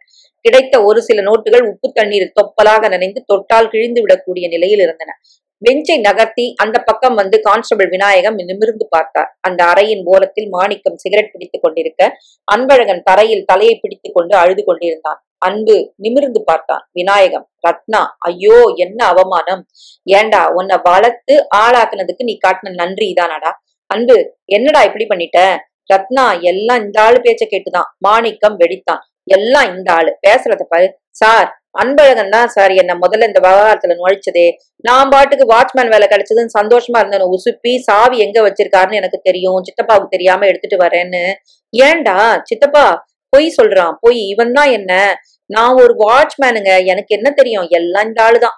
ஐயோ பொய் சித்தப்பா, பொய். ரத்னா, சித்தப்பா என்ன பார்த்து சொல்லுங்க, என் சுபாவம் உங்களுக்கு தெரியும். ரத்னா, உங்களுக்கு தெரியும், நானா சொந்தமா இப்படி ஒரு காரியம் செய்ய நினைச்சிருப்பனா? அப்படிப்பட்ட ஆசாமியா நான்? என்னடா இப்படி செஞ்சுட்ட? ஐயோ ஐயோ, உன்னை நான் தப்பா வளர்த்துட்டனா? இந்த திருட்டு புத்தி நம்ம ஃபேமிலிலேயே கிடையவே கிடையாதே. மாணிக்கம், மாணிக்கம், சரியான பிளான் வச்சிருக்கேன், உன் ஒத்துழைப்பு வேணும், செய்வியான்னா? ஐயோ ஐயோ, ஏய் பொய் சொல்லாத, புழுத்து போயிடுவ. என்னடா சொன்ன என்று மாணிக்கம் அன்பழகனின் தாடையில் புறங்கையால் அடித்தான். அன்பழகன் துடித்து விழுந்தான். யோ, எதுக்கே அந்த ஆளை சும்மா அடிக்கிற என்றாள் ரத்னா. அடிக்கிறது மட்டும் இல்ல, வெட்டணும் இவனை. எல்லாத்தையும் சொல்லி கொடுத்தவன் இவன் தான். சொல்லி கொடுத்துட்டு நான் போய் சொல்றலாம். இத பாருங்க சாமி, எஜமானரே, நைட் வாட்ச்மேன் எனக்கு உள்ள பேங்க்ல இருக்கிறது என்ன தெரியும்? இந்த ஆளு உங்க கூடவே இருக்கான். இவனுக்கு தெரியுமா, எனக்கு தெரியுமா? சொல்லுங்க முதலாளி என்றான் மாணிக்கம். தரையில் உட்கார்ந்திருந்த அன்பழகன் ரத்த உதடுகளுடன் பேசினான். ரத்னா, என் முகத்தை பாரு, சொல்லு. ரத்னா, நான் இந்த காரியத்தை பண்ணிருப்பனா, திட்டமிட்டிருப்பனா? சித்தப்பா நீங்க சொல்லுங்க, என் சுபாவம் உங்களுக்கு தெரியாதா? சோப்பு கட்டியில சாவிய பிரதி எடுத்துக்கிட்டு என்கிட்ட வந்து அதுல டூப்ளிகேட் பண்ணி. சோப்பு கட்டியா? ஆமாங்க. விநாயகம் அவனை கடுமையாக பார்த்தார். அடப்பாவி, அதுதான் அன்னைக்கு ராத்திரி வீடா சோப்பு வாசனை. சித்தப்பா, எல்லாம் இவன் சொல்லி கொடுத்ததுதான். என்ன நம்புங்க, என்ன நம்புங்க பிளீஸ். ரத்னா, நீ கூட வா. தலையில் அடித்துக் கொண்டான். அடப்போடா திருட்டு ரஸ்கல், சாது மாதிரி இருந்துகிட்டு இந்த காரியம் பண்ணிருக்கியே. ரத்னா, ரத்னா, உன் மேலதான் நான் நம்பிக்கையே வச்சிருக்கேன், எனக்கு காப்பாத்து ரத்னா. சார், விநாயகம் வர்றீங்களா? சர்க்கிள் இன்ஸ்பெக்டர் கூப்பிடுறாரு. தூ என்று துப்பி விட்டு வந்தார் விநாயகம். ரத்னா தயங்கி தயங்கி திரும்பி பார்த்து கொண்டே விலகினாள். உட்காருங்க மிஸ்டர் விநாயகம். அன்பழகன் காந்தியையே பார்த்து கொண்டிருக்க, மின்விசிறி கடக் கடக் என்று இயங்க, வக்கீல்கள் கழுத்துப்பட்டியில் வியர்வை கசியும் இடத்தில் விரலை ஒட்டி கொண்டிருக்க, வெளியே சென்னை சற்றும் கவலைப்படாமல் இயங்கிக் கொண்டிருக்க, நீதிபதி பக்கம் பக்கமாக தீர்ப்பு வாசித்துக் கொண்டிருந்தார். ஆகவே இந்த திருட்டில் முக்கிய பொறுப்பு கைதி அன்பழகனுடையது என்பது சர்க்கார் தரப்பு, கைதி மாணிக்கம் தரப்பு வக்கீல்களின் வாக்குவாதங்களிலிருந்து உறுதியாகிறது. திருடப்பட்ட ரூபாய் 9 லட்சத்துக்கு மேற்பட்ட நோட்டு கற்றைகள் ஆற்றில் எரியப்பட்டு அவைகளில் ஒரு சில நோட்டுகள் தான் அகப்பட்டது. துரதிருஷ்டமே. தண்ணீரில் விழுந்த செல்வத்தை தேடி துழாவி கண்டுபிடிக்க போதுமான முயற்சிகள் எடுத்துக் கொள்ளப்பட்டனவா, அதற்கு ஏற்ற உபகரணங்கள் போலீசிடம் இருக்கின்றனவா என்பதுக்கு இந்த தீர்ப்புக்கு அப்பாற்பட்டது. போலீஸ் கமிஷனர் இந்த விஷயத்தில் கவனம் செலுத்தலாம். மேல் நாட்டில் கிடைக்கக்கூடிய சில சாதனங்கள் மூலமும் விசைப்படகுகள் மூலமும் பணம் முழுவதையும் துழாவி எடுத்திருக்கலாம் என நம்புகிறேன். அவ்வகை சாதனங்கள் நம் போலீசிடம் இல்லாதது துரதிருஷ்டமே. கைதி மாணிக்கம் இந்த திருட்டில் ஒரு உபயோகம் தான் வகித்திருக்கிறான். அவன்தான் முக்கிய பாகம் வகித்தான் என்று கைதி அன்பழகன் தரப்பு வாதங்களை ஏற்றுக்கொள்வதற்கில்லை. மாணிக்கத்திற்கு பேங்கின் உள் விவகாரங்களை தெரிந்து கொள்வதற்கு எந்தவித சந்தர்ப்பமும் இல்லை. அவன் சமீபத்தில் நியமிக்கப்பட்ட இரவு காவல்காரன். அந்த பொறுப்பை ஏற்று 11 தினங்கள் தான் வேலை செய்திருக்கிறான். அதுவும் பூட்டப்பட்ட பேங்கின் புறப்பகுதியை சுற்றி வரும் வேலை. கைதி அன்பழகன் பேங்கின் மேனேஜர் திரு விநாயகத்தின் ஒன்றுவிட்ட அண்ணன் மகன். அவனுக்கு பேங்கின் செயல்பாடுகளை பற்றி அறிந்து கொள்ள நிறைய சந்தர்ப்பங்கள் இருந்திருக்கின்றன. அதை பற்றி அவன் பேங்கிற்கு வேறு வேலை போல வந்து திரு விநாயகத்திடம் சில விஷயங்களை விசாரித்ததாக திரு விநாயகத்தின் சாட்சியிலிருந்து தெரிய வருகிறது. வீட்டில் சோப்பு துண்டின் சாவியில் பிரதிகளை எடுத்திருப்பதும் தெரிய வருகிறது. அன்பழகன் தான் இந்த திருட்டின் மூளை. பேங்கில் எப்போது பணம் அதிகமாக இருக்கும் என்று தெரிந்து கொண்டு அதில் புதிதாக வேலை பெற்ற ஏழை காப்பாளன் மாணிக்கத்திற்கு அதை ஆசை காட்டி வீட்டில் இருந்து சாவிகளுக்கு கள்ளச்சாவி தயாரிக்க ஏற்பாடு செய்து திட்டமிட்டு செயல்படுத்திய குற்றம் இது. இதற்காக அவன் கடுமையாக தண்டனை பெற வேண்டும். இந்த இடத்தில் திரு விநாயகத்தின் கடமை உணர்ச்சியையும் தற்செயலாக நிகழ்ந்த ஒரு சம்பவத்தையும் குறிப்பிட வேண்டும். திரு விநாயகம் அன்று இரவு தூக்கம் வராமல் சினிமாவுக்கு போவதாக சொல்லியிருந்த அன்பழகன் வரவில்லையே என்று கவலைப்பட்டிருக்கிறார். ஒரு வகையான புலர் உணர்வு அவரை ஏதோ மெலிதாக சந்தேகப்பட வைத்திருக்கிறது. போலீஸுக்கு டெலிபோன் செய்து பேங்கின் அருகில் ஒரு தடவை பார்த்துவிட்டு வருமாறு கூறியிருக்கிறார். திரு விநாயகத்தின் அபூர்வமான கடவை உணர்ச்சியையும் அவர் மனதில் எப்போதும் தன் பேங்க் வேலை கவலை இருப்பதையும் கடவுள் புண்ணியத்தில் அல்லது தற்செயலாய் அவருக்கு ஏற்பட்ட சந்தேகத்தையும் உடனே செயல்பட்டதையும் இந்த கோர்ட்டு குறிப்பிட விரும்புகிறது. அவர் அகஸ்மாத்தாக டெலிபோன் செய்ததில்தான் அன்பழகன், மாணிக்கம் இருவருமே உடனே கைது செய்யப்பட்டனர். கைதி அன்பழகனுக்கு 7 வருஷம் தீவிர சிறை தண்டனையும், அன்பழகன் பேச்சை கேட்டு செயல்பட்ட மாணிக்கத்திற்கு 3 வருஷம் சிறை தண்டனையும் அளிக்கிறேன். இபிகோ பிரிவு. அன்பழகன் அலறினான். ஐயோ, இது அநியாயம். இந்த கோர்ட் உண்மையை கண்டுபிடிக்கல. பெரிய அநியாயம். 7 வருஷம் அவனுக்குத்தான் வரணும், எனக்கு இல்ல. நான் தான் அவன் பேச்ச கேட்டு. அன்பழகன் அழுதான், கதறி கதறி அழுதான். பார்வையாளர்கள் மத்தியில் ரத்னா அவனையே பார்த்து கொண்டிருந்தாள். பாவம் தான், ரத்னா உறவுக்காரன் தான். அவனோடு பழகுனதுனால நமக்கு வருத்தமா இருக்குது. ஆனா சட்டம்னு ஒண்ணு இருக்கு பாரு. இந்த சட்டம் அவனை தப்பிக்க விட்டா கூட மேல இருக்கவன் போட்டு வச்ச கணக்க மாத்த முடியுமா? அவன் தான் என்ன அன்னைக்கு எழுப்பி விட்டான். முருகன் தான் முழிச்சுக்கடா விநாயகம்னு உசுப்பி விட்டான். இருவரும் நடந்தார்கள். அன்பழகன் அங்கிருந்து அவளை பார்த்த பார்வை நெஞ்சை பிளந்தது. இவனா? ரத்னா, ரத்னா என்று இறைந்தான். வேண்டாம் ரத்னா, போகாத. நீ கூடவா ரத்னா, நீ கூடவா நம்புற? அவர்கள் கோர்ட் காரிடாரில் நடக்கும் போது ரத்னாவின் கண்களில் கண்ணீர் வழிந்தது. என்னால நம்பவே முடியலத்தான். என்னாலையும் கூடத்தான். மனித மனம்ங்கிறது எவ்வளவு ஆழமானது பாத்துக்க ரத்னா. எத்தனை நாளா அவன் மனசுல இதை வச்சுக்கிட்டு இருந்திருக்கிறானோ. அமுக்கு ஆசாமி, வெளிய பார்த்தா எவ்வளவு சாது பாரு. ரத்னா, எனக்கு வருத்தமே இல்ல. நம்ம குடும்பத்தவங்க அவ்வளவு பெரிய தப்பு பண்ண மாட்டாங்கன்னு நாம நம்பணும். அந்த நம்பிக்கை உடையறப்போ நமக்கு தாங்கிக்கிற சக்தி வேணும். உண்மையை சந்திக்கிறது எப்பவுமே கஷ்டம் ரத்னா. உண்மையை நாம இன்னும் சந்திக்கலன்னு தோணுது. நீ என்ன சொல்ற? கோர்ட்ல வெளிப்படுறது உண்மை இல்ல, பின்ன வக்கீல்களுடைய சாமர்த்தியம். மாணிக்கத்துக்கு வக்கீல் ஒருத்தர் இருந்தாரே, சின்ன பையன். அந்த ஆளோட வாக்கு ஜாலத்திலே மயங்கிருப்பாங்க. நம்ம ஆளு அன்பழகன் வக்கீல் சொன்னது எதுவுமே எடுபடலையே. வயசானவர், கிணத்துல இருந்து பேசுற மாதிரி பேசினாரு. சேச்சா, கோர்ட்ல ஜட்ஜுக்கு முன்னாடி இதெல்லாம் சின்ன விஷயம். அவரு நியாய அநியாயங்களை, சட்ட திட்டங்களை தான் பாப்பாரு. மாணிக்கத்தினுடைய வக்கீல நான் போய் பார்க்க போறேன் தான். என்ன பேர் சொன்னாங்க? வசந்த். எதுக்கு? அவரை பார்த்து, ஏயா நீ பண்ணது சரியா? குறுக்கு விசாரணையில அன்பழகனை போட்டு இப்படி குழப்பி விட்டியே, இது உனக்கு நல்லா இருக்கா, நியாயமான்னு கேட்டுக்க போறேன். விநாயகம் சிரித்து, வக்கீல்னா அப்படிதான் இருப்பாங்க. இல்லீங்க, நான் கேட்கத்தான் போறேன். Ratna, nice name. Ambivalent. Ratna, நான் சில வேளையில ஆண் பிள்ளைகள் பேர் கூட இருக்கு. மிஸ்டர் வசந்த், இப்போ நான் வந்தது என் பேரை பத்தி ஆராய்ச்சிக்கு இல்ல. சாரி, எதுக்கு வந்தீங்க? மிஸ்டர் கணேஷ பாக்குறதுக்கா? அவரு டெல்லிக்கு போயிருக்கிறாரு ஒரு கான்பரன்ஸுக்கு. வர வரைக்கும் நான் தான் தனிக்காட்டு ராஜா. வயசு 25, மீச புதுசு. ஏதாவது சாப்பிட்டீங்களா? சாப்பிடுறேன். உங்களை. சரிதான், நான்வெஜ்ஜா நீங்க? பார்த்த தெரியலையே. மிஸ்டர் வசந்த், நீங்க சமீபத்துல ஒரு கேஸ்ல அப்பியர் ஆனீங்க. தெரியும், மாணிக்கம். 3 வருஷம் வாங்கி கொடுத்தேன். அவன் என் கைய குலுக்கி, வசந்த் உங்களுக்கு நான் என்ன கைமாறு செய்ய போறேன்னு உருகிட்டான். அவன் 10 வருஷம் எதிர்பார்த்துட்டு இருந்தான். மாணிக்கத்தை விடுங்க, அன்பழகனை பத்தி பேசலாம். பார்ட்னர் 7 வருஷம். மிஸ்டர் வசந்த், நீங்க அந்த கேஸ உங்க கட்சிக்காரருக்காக நிறைய அலசி இருப்பீங்க. கோர்ட்ல வாதாடினது, தீர்ப்பு சொன்னது எல்லாத்தையும் விடுங்க, அது வேற விஷயம். நிஜமாவே சொல்லுங்க, நீங்க என்ன ஃபீல் பண்ணீங்க அந்த அன்பழகனை பத்தி? நீங்க யாரு அன்பழகனுக்கு? உறவு, காதலா? இல்ல. அப்பாடா, தப்பிச்சேன். ஏன், எனக்கும் ஒரு சான்ஸ் இருக்குல்ல. உண்மையை சொன்னா மிஸ்டர் வசந்த், நான் உங்களை ரொம்ப வெறுக்கிறேன். போச்சுடா. ஒரு ஆள் கடமையை செஞ்சதுக்காக அவனை வெறுக்கலாமா? நான் ஒரு வக்கீலுங்க. மாணிக்கம் என் கட்சிக்காரரு. ஒரு நாளைக்கு 200 ரூபாய் சில்லற தராங்க. நான் நம்பிக்கையா வாதாடணுமா வேணாமா? அப்ப இதே அன்பழகன் ஒரு நாளைக்கு 150 ரூபாய் கொடுக்கறதா இருந்தா நீங்க வேற விதமா வாதாடி இருப்பீங்கல்ல? வரலையே. என்னது ரொம்ப ஃபண்டமெண்டலா கொடாயிறீங்க? இதுல ஒரு எத்திக்ஸ் வேண்டாமா மிஸ்டர் வசந்த்? மத்த தொழில் எல்லாம் எத்திக்ஸ் இருக்கு, இது ஒண்ணுதான் இல்லங்கிறீங்களா? ஒரு நாளைக்கு ரூபாய் 200 பீஸா தரவன் உங்களுக்கு ஒரு ஏழை காவல்காரன்ல? கட்சிக்காரன், கட்சிக்காரன். ஓகே மிஸ்டர் வசந்த், எப்பவாவது மனசாட்சி உங்களுக்குள்ள அடிச்சுக்கிறப்போ எனக்கு தகவல் சொல்லுங்க. உட்காருங்க. என்ன எழுந்துட்டீங்க? இவ்வளவு அழகான பொண்ணு தனியா மாட்டிக்கிட்டு இருக்கீங்க. உங்களை இவ்வளவு சீக்கிரத்துல விட்டுறாது. உங்களை நான் ஒரு டான்ஸ்ல பாத்திருக்கேன். முடியாது. நீங்க என்ன செஜிடேரியன்ஸா? இல்ல, வெஜிடேரியன்ஸ். வசந்த் எழுந்தான் மெலிதாக புன்னகையுடன். மிஸ் ரத்னா, நான் அந்த கேஸ அக்கு வேற ஆணி வேற அலசிட்டேன். ரொம்ப ஓட்டம் இருக்குது. இந்த பாருங்க, ஒரு வக்கீலுக்கு அவனுடைய கட்சிக்காரன் தான் முக்கியம். நான் கூட ஆரம்ப காலத்துல ஜஸ்டிஸ், நியாயம், அது இதுன்னு கலர் கலரா கனவுகள் பார்த்துட்டு தான் இருந்தேன். சமூக நியாயங்கிறதுக்கும் சட்டப்படி நியாயங்கிறதுக்கும் ரொம்ப வித்தியாசம் இருக்குன்னு கேள்விப்பட்டேன். ஏதோ ஒரு தீபாவளி மலர்ல படிச்சேன். நியாயங்கள்னு ஒரு சிறுகதை படிச்சு பாருங்க. ஒரு வக்கீலுக்கு மனசாட்சிங்கிறது ஒத்து வராது, கூடாது. அவனுக்கு ஒரே ஒரு வழக்கு. அவன் தேர்ந்தெடுத்தது ஒரு கட்சிய. அந்த கட்சிக்கு அவன் வாதாடி ஆகணும். ப்ராசிக்யூஷன், டிஃபென்ஸ் 2 பேருக்குமே சட்ட புஸ்தகம் ஒண்ணுதான். ஒரு ஃபுட்பால் மேட்ச் மாதிரி ரத்னாவின் கட்சிக்கும் வசந்த் கட்சிக்கும் சில விதிகள் இருக்கு.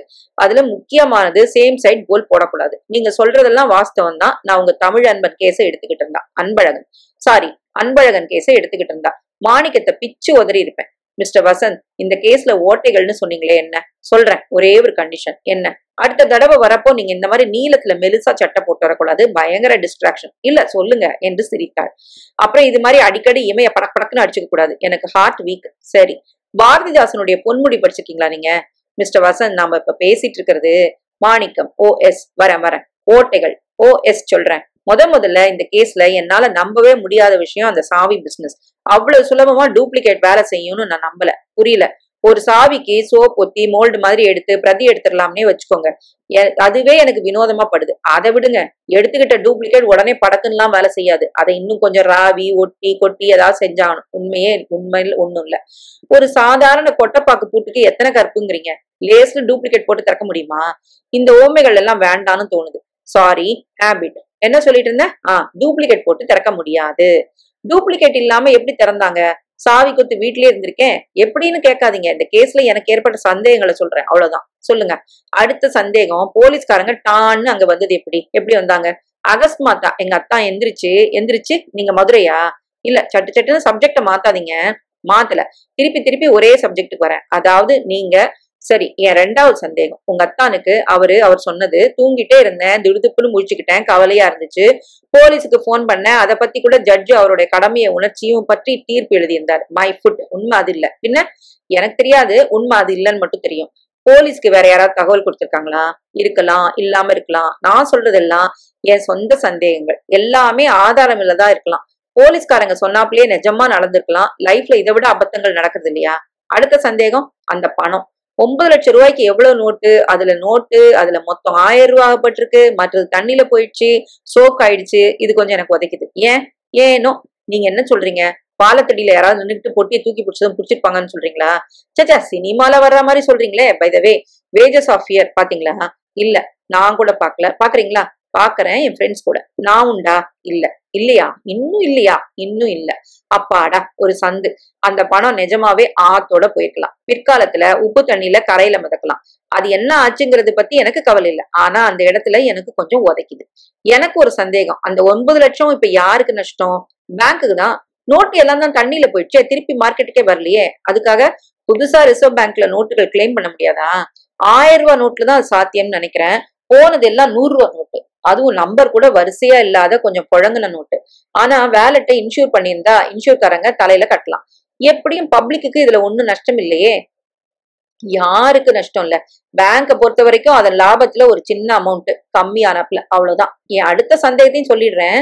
டெலிபோன் அடித்தது. எடுத்து வசந்த் ஸ்பீக்கிங் என்றார். உடனே முகம் மலர்ந்தான். ஹலோ பாஸ், நான் தான். ரிசீவரை பொத்த கணேஷ். டெல்லியில இருந்து STD ஒர்க் பண்ணுது. தொடர்ந்து, பாஸ், மாணிக்கு கேஸ் வின் பண்ண மாதிரி தான் என்றான். ஆமா, 3 வருஷம். எல்லாம் உங்க ஆசீர்வாதம். எப்ப வரீங்க? அப்பீல் வேணான்ட்டாரு. பணம் கொடுத்துட்டாங்க. 28ஆம் தேதி அர்ஜென்ட்மெண்ட் வாங்கிட்டேன். டெல்லி எப்படி இருக்கு? 25 ரூபாய்க்கு பேசிட்டோம். வேற ஏதாவது உண்டா? வச்சிரவா? என்னது? ஆமா, ரைட், கரெக்ட். எதிர்த்தாப்புல உட்கார்ந்துருக்காங்க. டெலிபோனை வைத்து விட்டு சிரித்தான். பெரிய ஆள். நான் பேசுற விதத்துல இருந்தே எதிர்த்தாப்புல ஒரு அழகான பொண்ணு உட்கார்ந்துருக்குன்னு ஊகிச்சிட்டாரு. நான் என்ன சொல்லிட்டு இருந்தேன்? அடுத்த சந்தேகம் அப்பீல். மாணிக்கத்தங்கிட்ட அப்பீல் ஒண்ணு போட்டு வைக்கலாமான்னு கேட்டேன். ஐயோ, கிளறாதீங்க, வேண்டான்னுட்டான். 3 வருஷத்தோட நின்னுதேன்னு சந்தோஷம். இதுல இருந்தே தெரியலையா? என்ன தெரியுது? மாணிக்கம் தான் இதுக்கு மாஸ்டர் மைண்டுன்னு. வசந்த் சிரித்தான். நீங்க இன்னும் யோசிக்கணும். மாணிக்கம் இல்ல மாஸ்டர் மைண்டு, அன்பழகனும் இல்ல, வேற ஒரு 3வது மனுஷன். அப்படியா? அதுவும் என் சந்தேகம்ல ஒண்ணுதான். இத போலீஸும் யோசிச்சிருக்க மாட்டாங்களா? போலீஸ பொறுத்த வரைக்கும் இது ஓப்பன் அண்ட் ஷட் கேஸ். திருடினது என்னவோ அவங்க 2 பேரும் தான். இன்ஸ்பெக்டர் அவங்க 2 பேரையும் பார்த்து துரத்திருக்காரு. பொட்டிய தண்ணிக்குள்ள எறியறத பார்த்திருக்காரு. பிங்கர் பிரிண்ட்ஸ் மேட்ச் ஆகுது. 2 பேரும் குற்றத்தை ஒப்புத்துக்கிட்டாங்க. ஆனா போலீஸ பொறுத்தவரையும் சிக்கலே கிடையாது. இதுல யார் தலைவர் யார் தொண்டர்னு வழக்கு. அதுலதானே நான் வாதாடினேன். நீங்க நிஜமாவே நம்புறீங்களா அன்பழகன் சொல்லி கொடுத்து மாணிக்கம் பண்ணிருப்பாருன்னு? அது ஏன் கட்சி, நிஜம் பொய்யெல்லாம் வேற. அப்போ நீங்க ஒரு அப்பீல் கொடுத்து அந்த வழக்குல அன்பழகன் சார்பா வாதாடுவீங்களா? நிச்சயம். அப்பீல் ஒண்ணு போட்டுலாமா? கேட்டு சொல்றேன் எங்க அக்கா புருஷன்கிட்ட. மற்றொரு சந்தேகம். பிராம்டா அந்த ஆளு மாணிக்கம் பேமெண்ட் போட்டு கொடுத்துட்டான். 3000 ரூபாய். வாட்ச்மேன் அதான் உதைக்குது. 3ஆம் வருஷம் ஒருத்த நிச்சயம் இருக்கான்னு. மிஸ் ரத்னா, என்ன கொஞ்சம் யோசிக்க விடுங்க. வேற ஏதாவது தோணுச்சுன்னா போன் தரேன். நம்பர் கொடுங்க, அட்ரஸ் கொடுங்க, உங்களை வந்து பாக்கலாமா? தரேன். தந்த அப்பீல நான் விசாரிச்சுட்டு வந்து நாளைக்கு சொல்றேன். அப்பீல் செய்தே ஆகணும், சும்மா விட்டுறதாவது. அட்ரஸ் சொல்லுங்க. சொன்னாள். நான் வரட்டுமா? வாங்கலேன், வேஜர் ஆஃப் ஃபியருக்கு. ஓ நோ, தனியா சினிமா போனா எங்க அக்கா கொன்னுடுவாங்க. அவங்களே அழைச்சிட்டு வந்தா போச்சு. வயசு 30 சொச்சம் என்று சிரித்தாள். வசந்த் அவள் சென்ற திசையை பார்த்து கொண்டே இருந்தான். ரத்னாவுக்கு அன்றைக்கு ராத்திரி தூக்கம் வரவில்லை. அன்பழகன் முகம் குறுக்கிவிட்டது. ரத்னா, நீயுமா நம்புற? 10:30 மணி இருக்கும். முறையில் சிறையில் ரத்த உதடுகளுடன் பார்த்தது. கோர்ட்டில் குற்றவாளி கூண்டில் முட்டிக்கொண்டு அழுதது. அப்புறம் வசந்தின் சிரித்த முகம். 3வது மனுஷன். அன்பழகனுக்கு ஏதாவது செய்ய வேண்டும். அப்பீல் பற்றி அத்தானிடம் கேட்க வேண்டும். விழித்துக் கொண்டிருப்பார். இப்போது கேட்டு விடலாம். விநாயகத்தின் அறையில் மேஜை விளக்கு மட்டும் எரிந்து கொண்டிருக்க அவர் படித்துக் கொண்டிருந்தார். ராமகிருஷ்ணன். என்ன ரத்னா? அன்பழகன். அவனுக்கு என்ன? முகம் கடுமையாகுது. அவன் கேஸ அப்பீல் பண்ணலாம்னு அந்த லாயர் சொன்னாத்தான். அப்பீல் செஞ்சு தண்டனையை குறைக்கலான்ட்டு. தண்டனை போதாது அவனுக்கு. 7 வருஷம் போதாது அவன் செஞ்ச துரோகத்துக்கு. எனக்கு வேலை போயிருக்க வேண்டியது. என்னை டிஸ்மிஸ் பண்ணிருப்பாங்க. சாவி கொத்த அஜாக்கிரதையா வச்சுக்கிட்டு இருந்ததுக்கு. ஏதோ கடவுள் புண்ணியத்துல எனக்கு அன்னைக்கு முழிப்பு கண்டுது. வசந்தின் 3வது சந்தேகம். எப்படி அத்தான் அன்னைக்கு அந்த சமயத்துல முழிச்சுக்கிட்டீங்க? 30 வருஷமா என் ரத்தத்துல ஊர்ன கடமை உணர்ச்சிம்மா. ரொம்ப ஆச்சரியம். முருகன் தான் என்னை எழுப்பினார் அன்னைக்கு. அப்புறம் அந்த வசந்த் இன்னைக்கு புதுசா ஒண்ணு சொன்னார் அத்தான். என்ன? உங்க பேங்க்ல திருட்ட ஏற்பாடு பண்ணதே அன்பழகனும் மாணிக்கமும் இல்ல, ஒரு 3வது மனுஷன்னு சொன்னார் அத்தான். அப்படியா? சுவாரஸ்யமா இருக்கு. அவருக்கு நிறைய சந்தேகங்கள் வருதுன்னு சொன்னாரு. முதல்ல அந்த பூட்டுக்கான மறு சாவி கள்ளச்சாவி போட்டு திறக்கிறது அவ்வளவு சுலபம் இல்லைன்னாரு. நீங்க என்ன சொல்றீங்க? இருக்கலாம். ஆனா ஒரிஜினல் சாவி கொத்து என்கிட்ட இங்கதானே இருந்துச்சு. அதானே. அப்புறம் என்ன சந்தேகம் அவருக்கு? அடுத்தது அந்த பணப்பொட்டி. அத ஆத்துல போட்டுட்டது. ஒரு சில நோட்டுகள் மட்டும் கிடைக்குது. பாக்கி நோட்டெல்லாம் என்னாச்சு? எல்லாம் தண்ணியில போயிடுச்சு. அடியில கிடக்குது. தேடினா ஆப்ளும்னு ட்ரெஜர் கூட போட்டு பார்க்க யோசிக்கிறாங்க. அப்புறம் மாணிக்கம் ஒரு நாளைக்கு 200 ரூபாய் பீஸ் கொடுத்தானா. அவனுக்கு பணம் தந்தது யாருன்னு அவருக்கு சந்தேகம். அப்புறம் 3 வருஷம் தண்டனைக்கு எதிராக அப்பீல் போடலாமா வேணாங்கிறான் மாணிக்கம். போதும், ஏன் அனாவசியமா கலராதங்கிறானா. இதெல்லாம் என்கிட்ட எதுக்கு சொல்ற ரத்னா? 2 பேரும் திருட்டு பசங்க. எக்கெடு கட்டும் போட்டோம். நமக்கு என்ன? நீ தூங்கு. ரத்னா சின்ன பெண் போல தட்ஸ் இட் என்றால் கையை சுடக்கினாள். என்ன அத்தான்? ஒரு கதை, கட்டுக்கதை. ஃபண்டாஸ்டிக். கேளுங்க. நீங்களே அசந்து போயிடுவீங்க. வசந்தோட பேசிட்டு இருந்ததுல கொஞ்சம் யோசிச்சதுல எனக்கு சட்டுன்னு அது தோணுச்சு. கதையா? ஆமா, பிளாட். இதை நிச்சயம் எழுத போறேன். டெரிஃபிக். காலையில சொன்னேன். இல்ல, இப்பவே சொல்லி ஆகணும். எனக்கு தலை வெடிச்சிடும். நான் சொல்றேன், சுருக்கமா சொல்றேன். எங்கேயாவது தப்பு இருந்தா நீங்க கரெக்ட் பண்ணுங்க. சொல் என்றார் கொட்டாவியம் என்று கொண்டு. அத்தான் வசந்துடைய சந்தேகங்கள் எல்லாத்தையும் நினைச்சு பார்த்து அதுக்கெல்லாம் விட தர்ற மாதிரி ஒரு சம்பவ அமைப்பு. கற்பனை தான். கேளுங்க. பாத்திரங்கள் தான் நிஜம், சம்பவங்கள் கற்பனை, பாதி உண்மை. கேளுங்க. பாத்திரங்கள் யாரு? மாணிக்கம், அன்பழகன், அப்புறம் சஸ்பென்ஸ். யாரு? நீங்க. நானா? ஆமா, நீங்க தான் அந்த 3ஆம் மனுஷன். வசந்த் சொன்னா 3ஆம் மனுஷன். நீங்க தான் மாஸ்டர் மைண்ட். என்ன சொல்ற? கற்பனை. Don't get excited. கற்பனையில கூட நான் அந்த மாதிரி எண்ண விரும்பல. முழுக்க கேளுங்களேன் பிளீஸ். சொல்லு என்றார் தூக்கம் கலைந்து. உங்களுக்கு தான் எல்லாம் தெரியும். இங்க தீர்மானிக்கிறீங்க. 30ஆம் தேதி பேங்க்ல நிறைய பணம் இருக்கு. ஞாயிற்றுக்கிழமை வேற. சனிக்கிழமை ராத்திரி திருட சௌகரியம். Ratna, don't be chilli. அத்தான் பிளீஸ் கேளுங்க. கதை தானே, சிரிப்பா இருக்கும். தப்பு இருந்தா சொல்லுங்க. தப்பு முதல்ல நான் அப்படி ஆசாமின்னு நினைச்சு பாக்குறதே. அதுக்காக உங்க சுபாவத்தை மாத்திக்கிட்டா போச்சு. ரொம்ப நாளைக்கு மனசுக்குள்ள அந்த ஆசையை வச்சிருக்கிறவர் ஒருத்தர்கிட்டயும் சொல்லாம. அப்புறம் அன்பழகனை பழிவாங்க வேற ஒரு தீர்மானம். எதுக்கு? அக்கா அன்பழகன் கிட்ட ஒரு தடவை. வேண்டாம், அதை அப்புறம் வச்சுக்கலாம். மெயின் பாயிண்ட்டுக்கு எல்லாம் நீங்க என்ன பண்றீங்க? முதல்ல உங்களுக்கு தெரிஞ்ச நம்பகமான ஆளுக்கு, மாணிக்கத்துக்கு வாட்ச்மேன் வேலை தரீங்க. விநாயகம் கோபமாக உலவ ஆரம்பித்து விட்டார். Ratna, stop it. எல்லாம் விளையாட்டுக்கு. கேளுங்களேன். மாணிக்கத்துக்கிட்ட நீங்க நம்பகமா ஒரு திருட்ட நடத்தி காட்டணும். முதல்ல என் அண்ணாமங்க அன்பழகனை சந்திச்சு அவன் மனசுல எப்படியாவது பேங்க்ல திருடுற ஆசையை விதைக்கணும். அவனை மெப்புக்கு சாவியோட பிரதிகள் எல்லாம் சோப்புல வச்சு எடுத்துக்கிட்டு வர சொல்லி அதுல அவன் டூப்ளிகேட் செய்யறாப்புல பாவலா காட்டுறான். ஆனா பிரில்லியன்ட். நெஜம் சாவிகளை அன்னைக்கு ராத்திரி உங்ககிட்ட வாங்கிட்டு போயிடுறான். சரிதான். என்ன கற்பனை? வாங்கிக்கிட்டு கள்ளச்சாவிக்கு பதிலா நெஜ சாவியே போட்டு திறக்கிறான். இரும்பு பெட்டியை திறக்கிறான். திருடுறப்போ அன்பழகன் கொஞ்ச நேரம் கூட இல்லைன்னு தானே சொன்னான். அதனால அந்த பணத்தை முழுக்க எடுத்துக்கிட்டு ஒரு பெட்டிக்குள்ள போட்டுட்டு அதை எடுத்துக்கிட்டு போறது இல்ல. அப்படியே அதை வாங்கி ரகசியமா ஒரு இடத்துல ஒளிச்சு வைக்கிறான். அவன் எடுத்து வந்த பெட்டியில 10-15 நோட்டு தான் இருக்கு. பாக்கி எல்லாம் செங்கல். சிரித்தார். கிளம்புறப்போ சாவி கொத்தியும் நீங்க முன்னே குறிப்பிட்ட இடத்துல ஒளிச்சு வச்சுட்டு கிளம்புறான். அலாம் பத்தி தெரிஞ்சுக்கிறதும் ஒரு நாடகம். அவனுக்கு நீங்களே சொல்லி கொடுத்துருக்கீங்க. சிரிப்பு பெரிதாகியது. அடுத்த காட்சி டெலிபோன். நீங்க கொஞ்சம் இடைவெளி விட்டு நீங்களே டெலிபோன் பண்றீங்க போலீஸுக்கு. எனக்கு ஒரு மாதிரி தூக்கம் இல்லாம இருந்தது. பயம் ஏற்பட்டுச்சு. எதுக்கோ போய் பாருங்கன்னு சொன்னதெல்லாம் ரீலு. போன் பண்ணது கூட திட்டத்தின் பகுதி. எப்படி? சிரிப்பு மறுபடி வெடித்தது. அவளும் சிரிப்புடன் தொடர்ந்தாள். அப்புறம் கேளுங்க, மாணிக்கம் அந்த பாலத்துல மோட்டார் சைக்கிள்ல மக்கர் பண்ணாப்புல நிறுத்தினான்.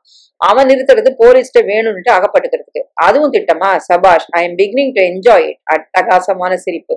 சொன்னேன் பாத்தீங்களா, போலீஸ் வந்து பயப்படுத்துமோ, அவன் வேணும்னுட்டே அந்த பெட்டிய தண்ணியில போட்டுடுறான். அவங்க அரெஸ்ட் ஆயிடுறாங்க. பழி முழுக்க அன்பழகன் மேல போட்டுடுறான். பணத்தை நீங்க மறுநாள் சாவகாசமா எடுத்துக்கிறீங்க. அதே போல சாவி குத்தியும் எடுத்துக்கிறீங்க. போலீஸுக்கு கேஸ் முழுமையா இருக்குது. பணம் திருட்டு போயிருக்குது. போலீஸ் அதிகாரியே பெட்டிய தண்ணியில போடுறத பார்த்திருக்காரு. அப்புறம் தண்ணியில ஒரு சில 100 ரூபா நோட்டும் கிடைக்குது. அப்புறம் அவங்களே திருடினதையும் தண்ணியில போட்டதையும் கன்ஃபஸ் பண்ணிக்கிட்டாங்க. சரிதான். அவர் கண்களில் கண்ணீர் வர சிரித்தார்.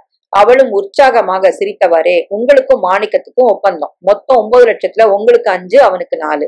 3 வருஷம் ஜெயிலுக்கு போயிட்டு வந்த உடனே கொடுத்துடுறது. அவனுக்கு அதுக்கு முன்னாடி வக்கீல் செலவுக்கு பணம். அதனாலதான் அவனுக்கு ஒரு நாளைக்கு 200 ரூபா கொடுத்து கணேஷ் வசந்த் மாதிரி ஒரு வக்கீல வச்சுக்க முடியுது. எப்படி? Perfect perfect. ஆனா ஒரு சின்ன தவறு. மோட்டிவ், காரணம், இதெல்லாம் நான் எதுக்கு செய்யணும்? ஒரு பொறுப்புள்ள பேங்க் உத்தியோகஸ்தன்.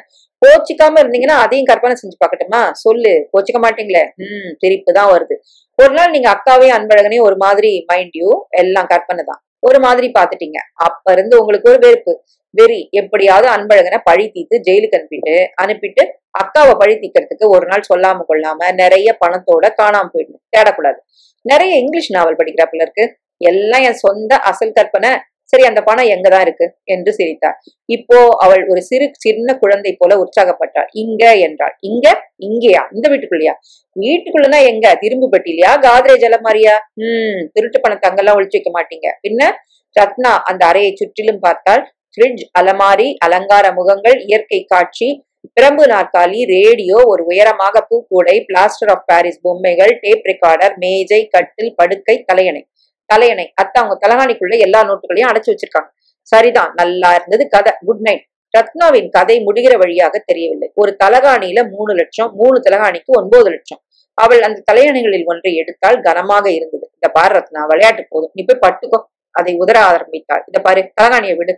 தொளதொளவென்று சமீபத்தில் தைக்கப்பட்டிருந்த தலையணை நூல் பிரிந்து பஞ்சு பறக்க ஆரம்பித்தது. உடன் சில 100 ரூபாய் நோட்டுகளும் சிதறின. ரத்னா அந்த பிரிவில் கையை நுழைத்து பார்த்தாள். கையை வெளியே எடுக்கையில் அவள் கண்களில் திகைப்பும் ஆர்வமும் நம்பிக்கையின்மையும் தெரிய, கத்தையாக 100 ரூபாய் நோட்டுகள். என்ன அத்தான் இது? அவள் குரல் கிரீச்சிட்டது. விநாயகம் வெறி பிடித்தவர் போல் மேஜையின் எல்லா டிராயர்களையும் சரக் என்று திறந்தார். கடைசி டிராயரிலிருந்து கருப்பாக எதையோ எடுத்தார். துப்பாக்கி. முருக பக்தர் மாறிவிட்டார். பெருமிதமும் பெருமையும் நிறைந்த மேனேஜர் மாறிவிட்டார். கோபம், கண்களில் ஆக்ரோஷம், வியர்வை, மூச்சு இறைப்பு. ரத்னா, ஒண்ணுமே உனக்கு தெரியும்ல. அத்தான் என்ன, நான் ஏதோ விளையாட்டா கற்பனை செஞ்சு பார்த்து சொன்னேன். சத்தியமா. யார் சொல்லி கொடுத்தா? அந்த வசந்தா? இல்ல, கற்பனை அத்தான். பிளீஸ் துப்பாக்கியை வச்சிருங்க பிளீஸ். நான் யார்கிட்டையும் சொல்லல. ரத்னா, ரொம்ப கெட்டிக்காரியா நீ? உனக்கு எல்லாம் தெரியுமா? உனக்கு தெரிஞ்சது எனக்கு தாங்காது. உன் வாயை அடைக்கணும். அதுக்கு நீ இறந்தே ஆகணும். அத்தான். அக்கா அலறினாள். அவளை எழுப்பாத, அது எரும மாடு. தூங்குனா டமாரா அடிச்சாலும் எந்திரிக்காது. இந்த பாரு, உனக்கு உன் உசுறு வேணுமா? கண்களில் அவள் அவ்வளவு மூர்க்கம். வேணும், சத்தம் போடக்கூடாது, சுட்டு பொசிக்கிடுவேன். சத்தம் போடல. நான் சொன்னபடி கேக்குறியா? மூச்சிறைப்பு. கேக்குறேன். நடுக்கம். எங்க? நாம 2 பேரும் வெளியே போறோம், நம்ம கார்ல. எதுக்கு? பேசுறதுக்கு. அவள் மார்புக்கு நேரே கூறி, ஒன்றும் செய்ய முடியாது. சொன்னதை கேட்டுதான் ஆக வேண்டும். கற்பனையா? கற்பனை ஜாஸ்தி உனக்கு. இடது கையால் 2 தலையணைகளை அணைத்துக் கொண்டார். இல்லைங்க. வலது கை துப்பாக்கி அபாயகரமாக நடுங்கியது. நடடினா மெதுவாக நடந்து வாயிற்கதவுக்கு வந்துவிட அவள் பின் மிக அருகே துப்பாக்கியை முதுகுப்புறம் காட்டிக்கொண்டு, விநாயகம் திறக்கதவை திறந்தாள். மெதுவாக நடக்க இப்போது முதுகில் துப்பாக்கி பதிந்திருந்தது. வாசலில் போர்ட்டிகோவில் கார் இருந்தது. அதன் கதவை இடது கையால் திறந்து துப்பாக்கியால் அவளை திணித்தார். 1-2 100 ரூபாய் நோட்டுகள் சிதறின. கார் புறப்பட்டது. அத்தான், என்ன ஒண்ணும் பண்ணாதீங்க. நான் எதிர்பாராத தப்பு பண்ணிட்டேன். நான் ஒருத்தர்கிட்டையும் சொல்ல மாட்டேன். என்ன அழுதாள். விசித்து அழுதாள். ஒன்னும் செய்ய மாட்டேன் ரத்னா. பின்ன எங்கேயோ அழைச்சிட்டு போறீங்களே? எங்கேயும் இல்ல, பீச்சாண்ட. எதுக்கு? பேச. நான் நம்பு கண்ணு, உன்னை ஒன்னும் செய்ய மாட்டேன். பீச் அருகில் தார் ரோடில் நிறுத்தி இறங்கு என்றார். அத்தான் என்று கெஞ்சினாள். இறங்கடினா நட. இறங்கினாள். மெதுவாக நடந்தாள். ஐயோ, என்னை காப்பாத்த யாரும் இல்லையா என்று அலறினாள். ஒரு தடவை துப்பாக்கி வானில் வெடித்தது. மூச்சு விடக்கூடாது. காப்பு சிப்புன்னு நட, தெரியுதா? அடுத்த தடவை நேராவே சொல்லுவேன். சத்தம் கெடுச்சுல? எப்படி வெடிச்சது செல்லம்? இந்த பாரு ரத்னா, நீ சொன்னது கற்பனைன்னு சொன்னது ஏறக்குறைய நிஜம். நீ சொன்ன மாதிரிதான் நடந்தது. நான் தான் எல்லாத்தையும் பிளான் போட்டு நடத்தினேன், நிறைவேற்றினேன். நானும் மாணிக்கமும் கூட்டு ஒரு கல்லுல 2 மாங்காய். இந்த பாரு ரத்னா, உங்க அக்காவை பத்தி நீ சொன்ன பாரு, அது கூட நிஜம். பாவி, பாத்துட்டேன் ரத்னா, பாத்துட்டேன். அவ எனக்கு துரோகம் பண்றது எனக்கு தெரியாது. நான் வெறும் கல்லு, தந்திர அலங்காரம் அனுபூதி படிச்சுக்கிட்டு ஒழுங்கா பேங்குக்கு போயிட்டு வர ஜடம்னு நினைச்சிட்டு இருக்கா. இல்ல ரத்னா, நானும் மனுஷன்தான், எனக்கும் உணர்ச்சிகள் உண்டு. ஆசை, பொறாமை, கோபம் முதல்ல தீர்த்து கட்டலாம்னு நினைச்சிட்டு தான் துப்பாக்கி விட்டு வச்சேன். அப்புறம் அந்த யோசனை தோணுச்சு, என்னை எல்லாரும் ஏமாளி ஆக்குனாங்க, அவங்கள நானும் ஏமாளி ஆக்கணும். லட்சமா பணம் வச்சுக்கிட்டு என்ஜாய் பண்ணணும். முருகனுக்கும் சிவனுக்கும் பூஜை பண்ணது போதும். இனிமே பெரிசாக சிரித்தார். ரத்னாவுக்கு பூஜை. ஆமா ரத்னா, உனக்கு தெரிஞ்சு போச்சு, விஷயம் தெரிஞ்சு போச்சு. இனிமே நீ என்கிட்ட இருந்து விலகி வாழ முடியாது. ஒண்ணு என் கூட வந்துடு, 2 பேரும் ஓடி போயிடலாம் கோவாவுக்கு, இல்ல கடல் கடந்து எங்க வேணா போயிடலாம். இந்த பாரு 9 லட்சம் இருக்குது. அத்தான் அத்தான், என்னை விட்டுடுங்க, நான் ஒருத்தர்ட்டையும் சொல்ல மாட்டேன். என் கூட வரல, இப்பவே ஒழிஞ்சுப்போ. சொல்லுடி சொல்லு, எனக்கு என்ன குறைவு? பணம் இல்லையா, அழகு இல்லையா, கொஞ்சம் டை அடிச்சிட்டா போச்சு. எல்லை இல்லாமல் சிரித்தா. சொல்லிடு, 10 எண்ணத்துக்குள்ள சொல்லு. அதான் யோசிச்சு பாருங்க பிளீஸ், உங்களுக்காக இல்லாட்டாலும் உங்க குழந்தைக்காக. எனக்கு குழந்தையும் கிடையாது, ஒண்ணும் கிடையாது, நான் தனி. எனக்கு யாரும் இல்ல, 2 தலகாணி தான். இப்ப என்ன செய்யணுங்கிறீங்க? என் கூட வரணும் வெளியூருக்கு, இல்ல இந்த இடத்துலயே சாவணும். 1 2 3. வேண்டாம் வேண்டாம் வேண்டாம், நான் வரேன், உங்க கூட வரேன். எங்க போறதா உத்தேசம்? 3ஆம் மனுஷன் குரல். சடக்கென்று திரும்ப இருட்டில் ஒரு இளைஞன், தூரத்தில் அவன் ஃபியட் கார். விநாயகம் உடனே துப்பாக்கியை அவன் பால் காட்டி சுட்டு விட்டார். அதற்குள் அந்த இளைஞனின் நீண்ட கால் அதிவேகத்தில் உதைக்க துப்பாக்கி சிதறியது. பயப்படாதீங்க ரத்னா, வசந்த் என்று கத்தினாள். விநாயகம் தன் தலையணைகளை மார்பில் அணைத்துக் கொண்டு ஓடினார். மணலில் தவித்து ஓட வசந்த் துப்பாக்கி வெடித்த அதிர்வில் சற்று அயர்ந்து விட்டான். Are you alright Ratna? Vasanth, அவரை பிடிங்க, திருடின பணம் பூரா இருக்குது. விநாயகம் இதற்குள் ஓடி போய் தன் காரில் ஏறிக்கொண்டு விரண்டு புறப்பட்டு ரிவர்ஸில் சீறி தூள் பறந்தார். வசந்த், ரத்னா ஓடிவாங்க என்று பின்னால் ஓடி தன் காரில் பாய அவள் உடன் ஓடி வந்து அவனுடன் சேர்ந்து கொள்வதற்குள் விநாயகத்தின் கார் பீச் ரோடில் நுழைந்து 60 கிலோமீட்டர் வேகத்தை தொட்டுவிட்டது. வசந்த், சீக்கிரம் என்று அவள் ஏறிக்கொண்டதுமே புறப்பட்டான். வசந்த், நீங்க எப்படி சமயத்துல வந்தீங்க? ராத்திரி யோசிச்சுட்டு இருந்தேன், திடீர்னு ஒரு ஐடியா தோணுச்சு, உடனே உங்களை வந்து பார்த்துட்டு. என்ன ஐடியா? அந்த திருட்டு வேலையை உங்க அக்கா புருஷனை மாஸ்டர் மைண்ட் பண்ணிருக்கலான்னுட்டு சட்டுன்னு தோணுச்சு. அதனால முக்கியமா சில விவரங்களை உங்ககிட்ட கேட்கணும்னு வர்றேன். எதிர்த்தாப்புல உங்க கார் புறப்பட்டு போகுது. உங்க கண்ணுல பயம், அவர் முகத்துல வியர்வை, வெறி பார்த்தேன். கதை வசனம் நல்லா இல்லையேன்ட்டு பின்னால உடனே தொடர ஆரம்பிச்சேன். எனக்கு சமய சஞ்சீவின்னு இன்னொரு பேரு. உங்க தரப்புல என்ன ஆச்சுன்னு உங்களை கேட்கறதுக்கு இப்ப சமயம் இல்ல. அந்த ஆள் என்ன வேறமா போறாரு பாருங்க. விநாயகத்தின் கார் பீச் ரோடின் பற்பல சிலைகளை தாண்டி அண்ணா சமாதி பக்கம் மின்னல் கீற்று போல சென்றது.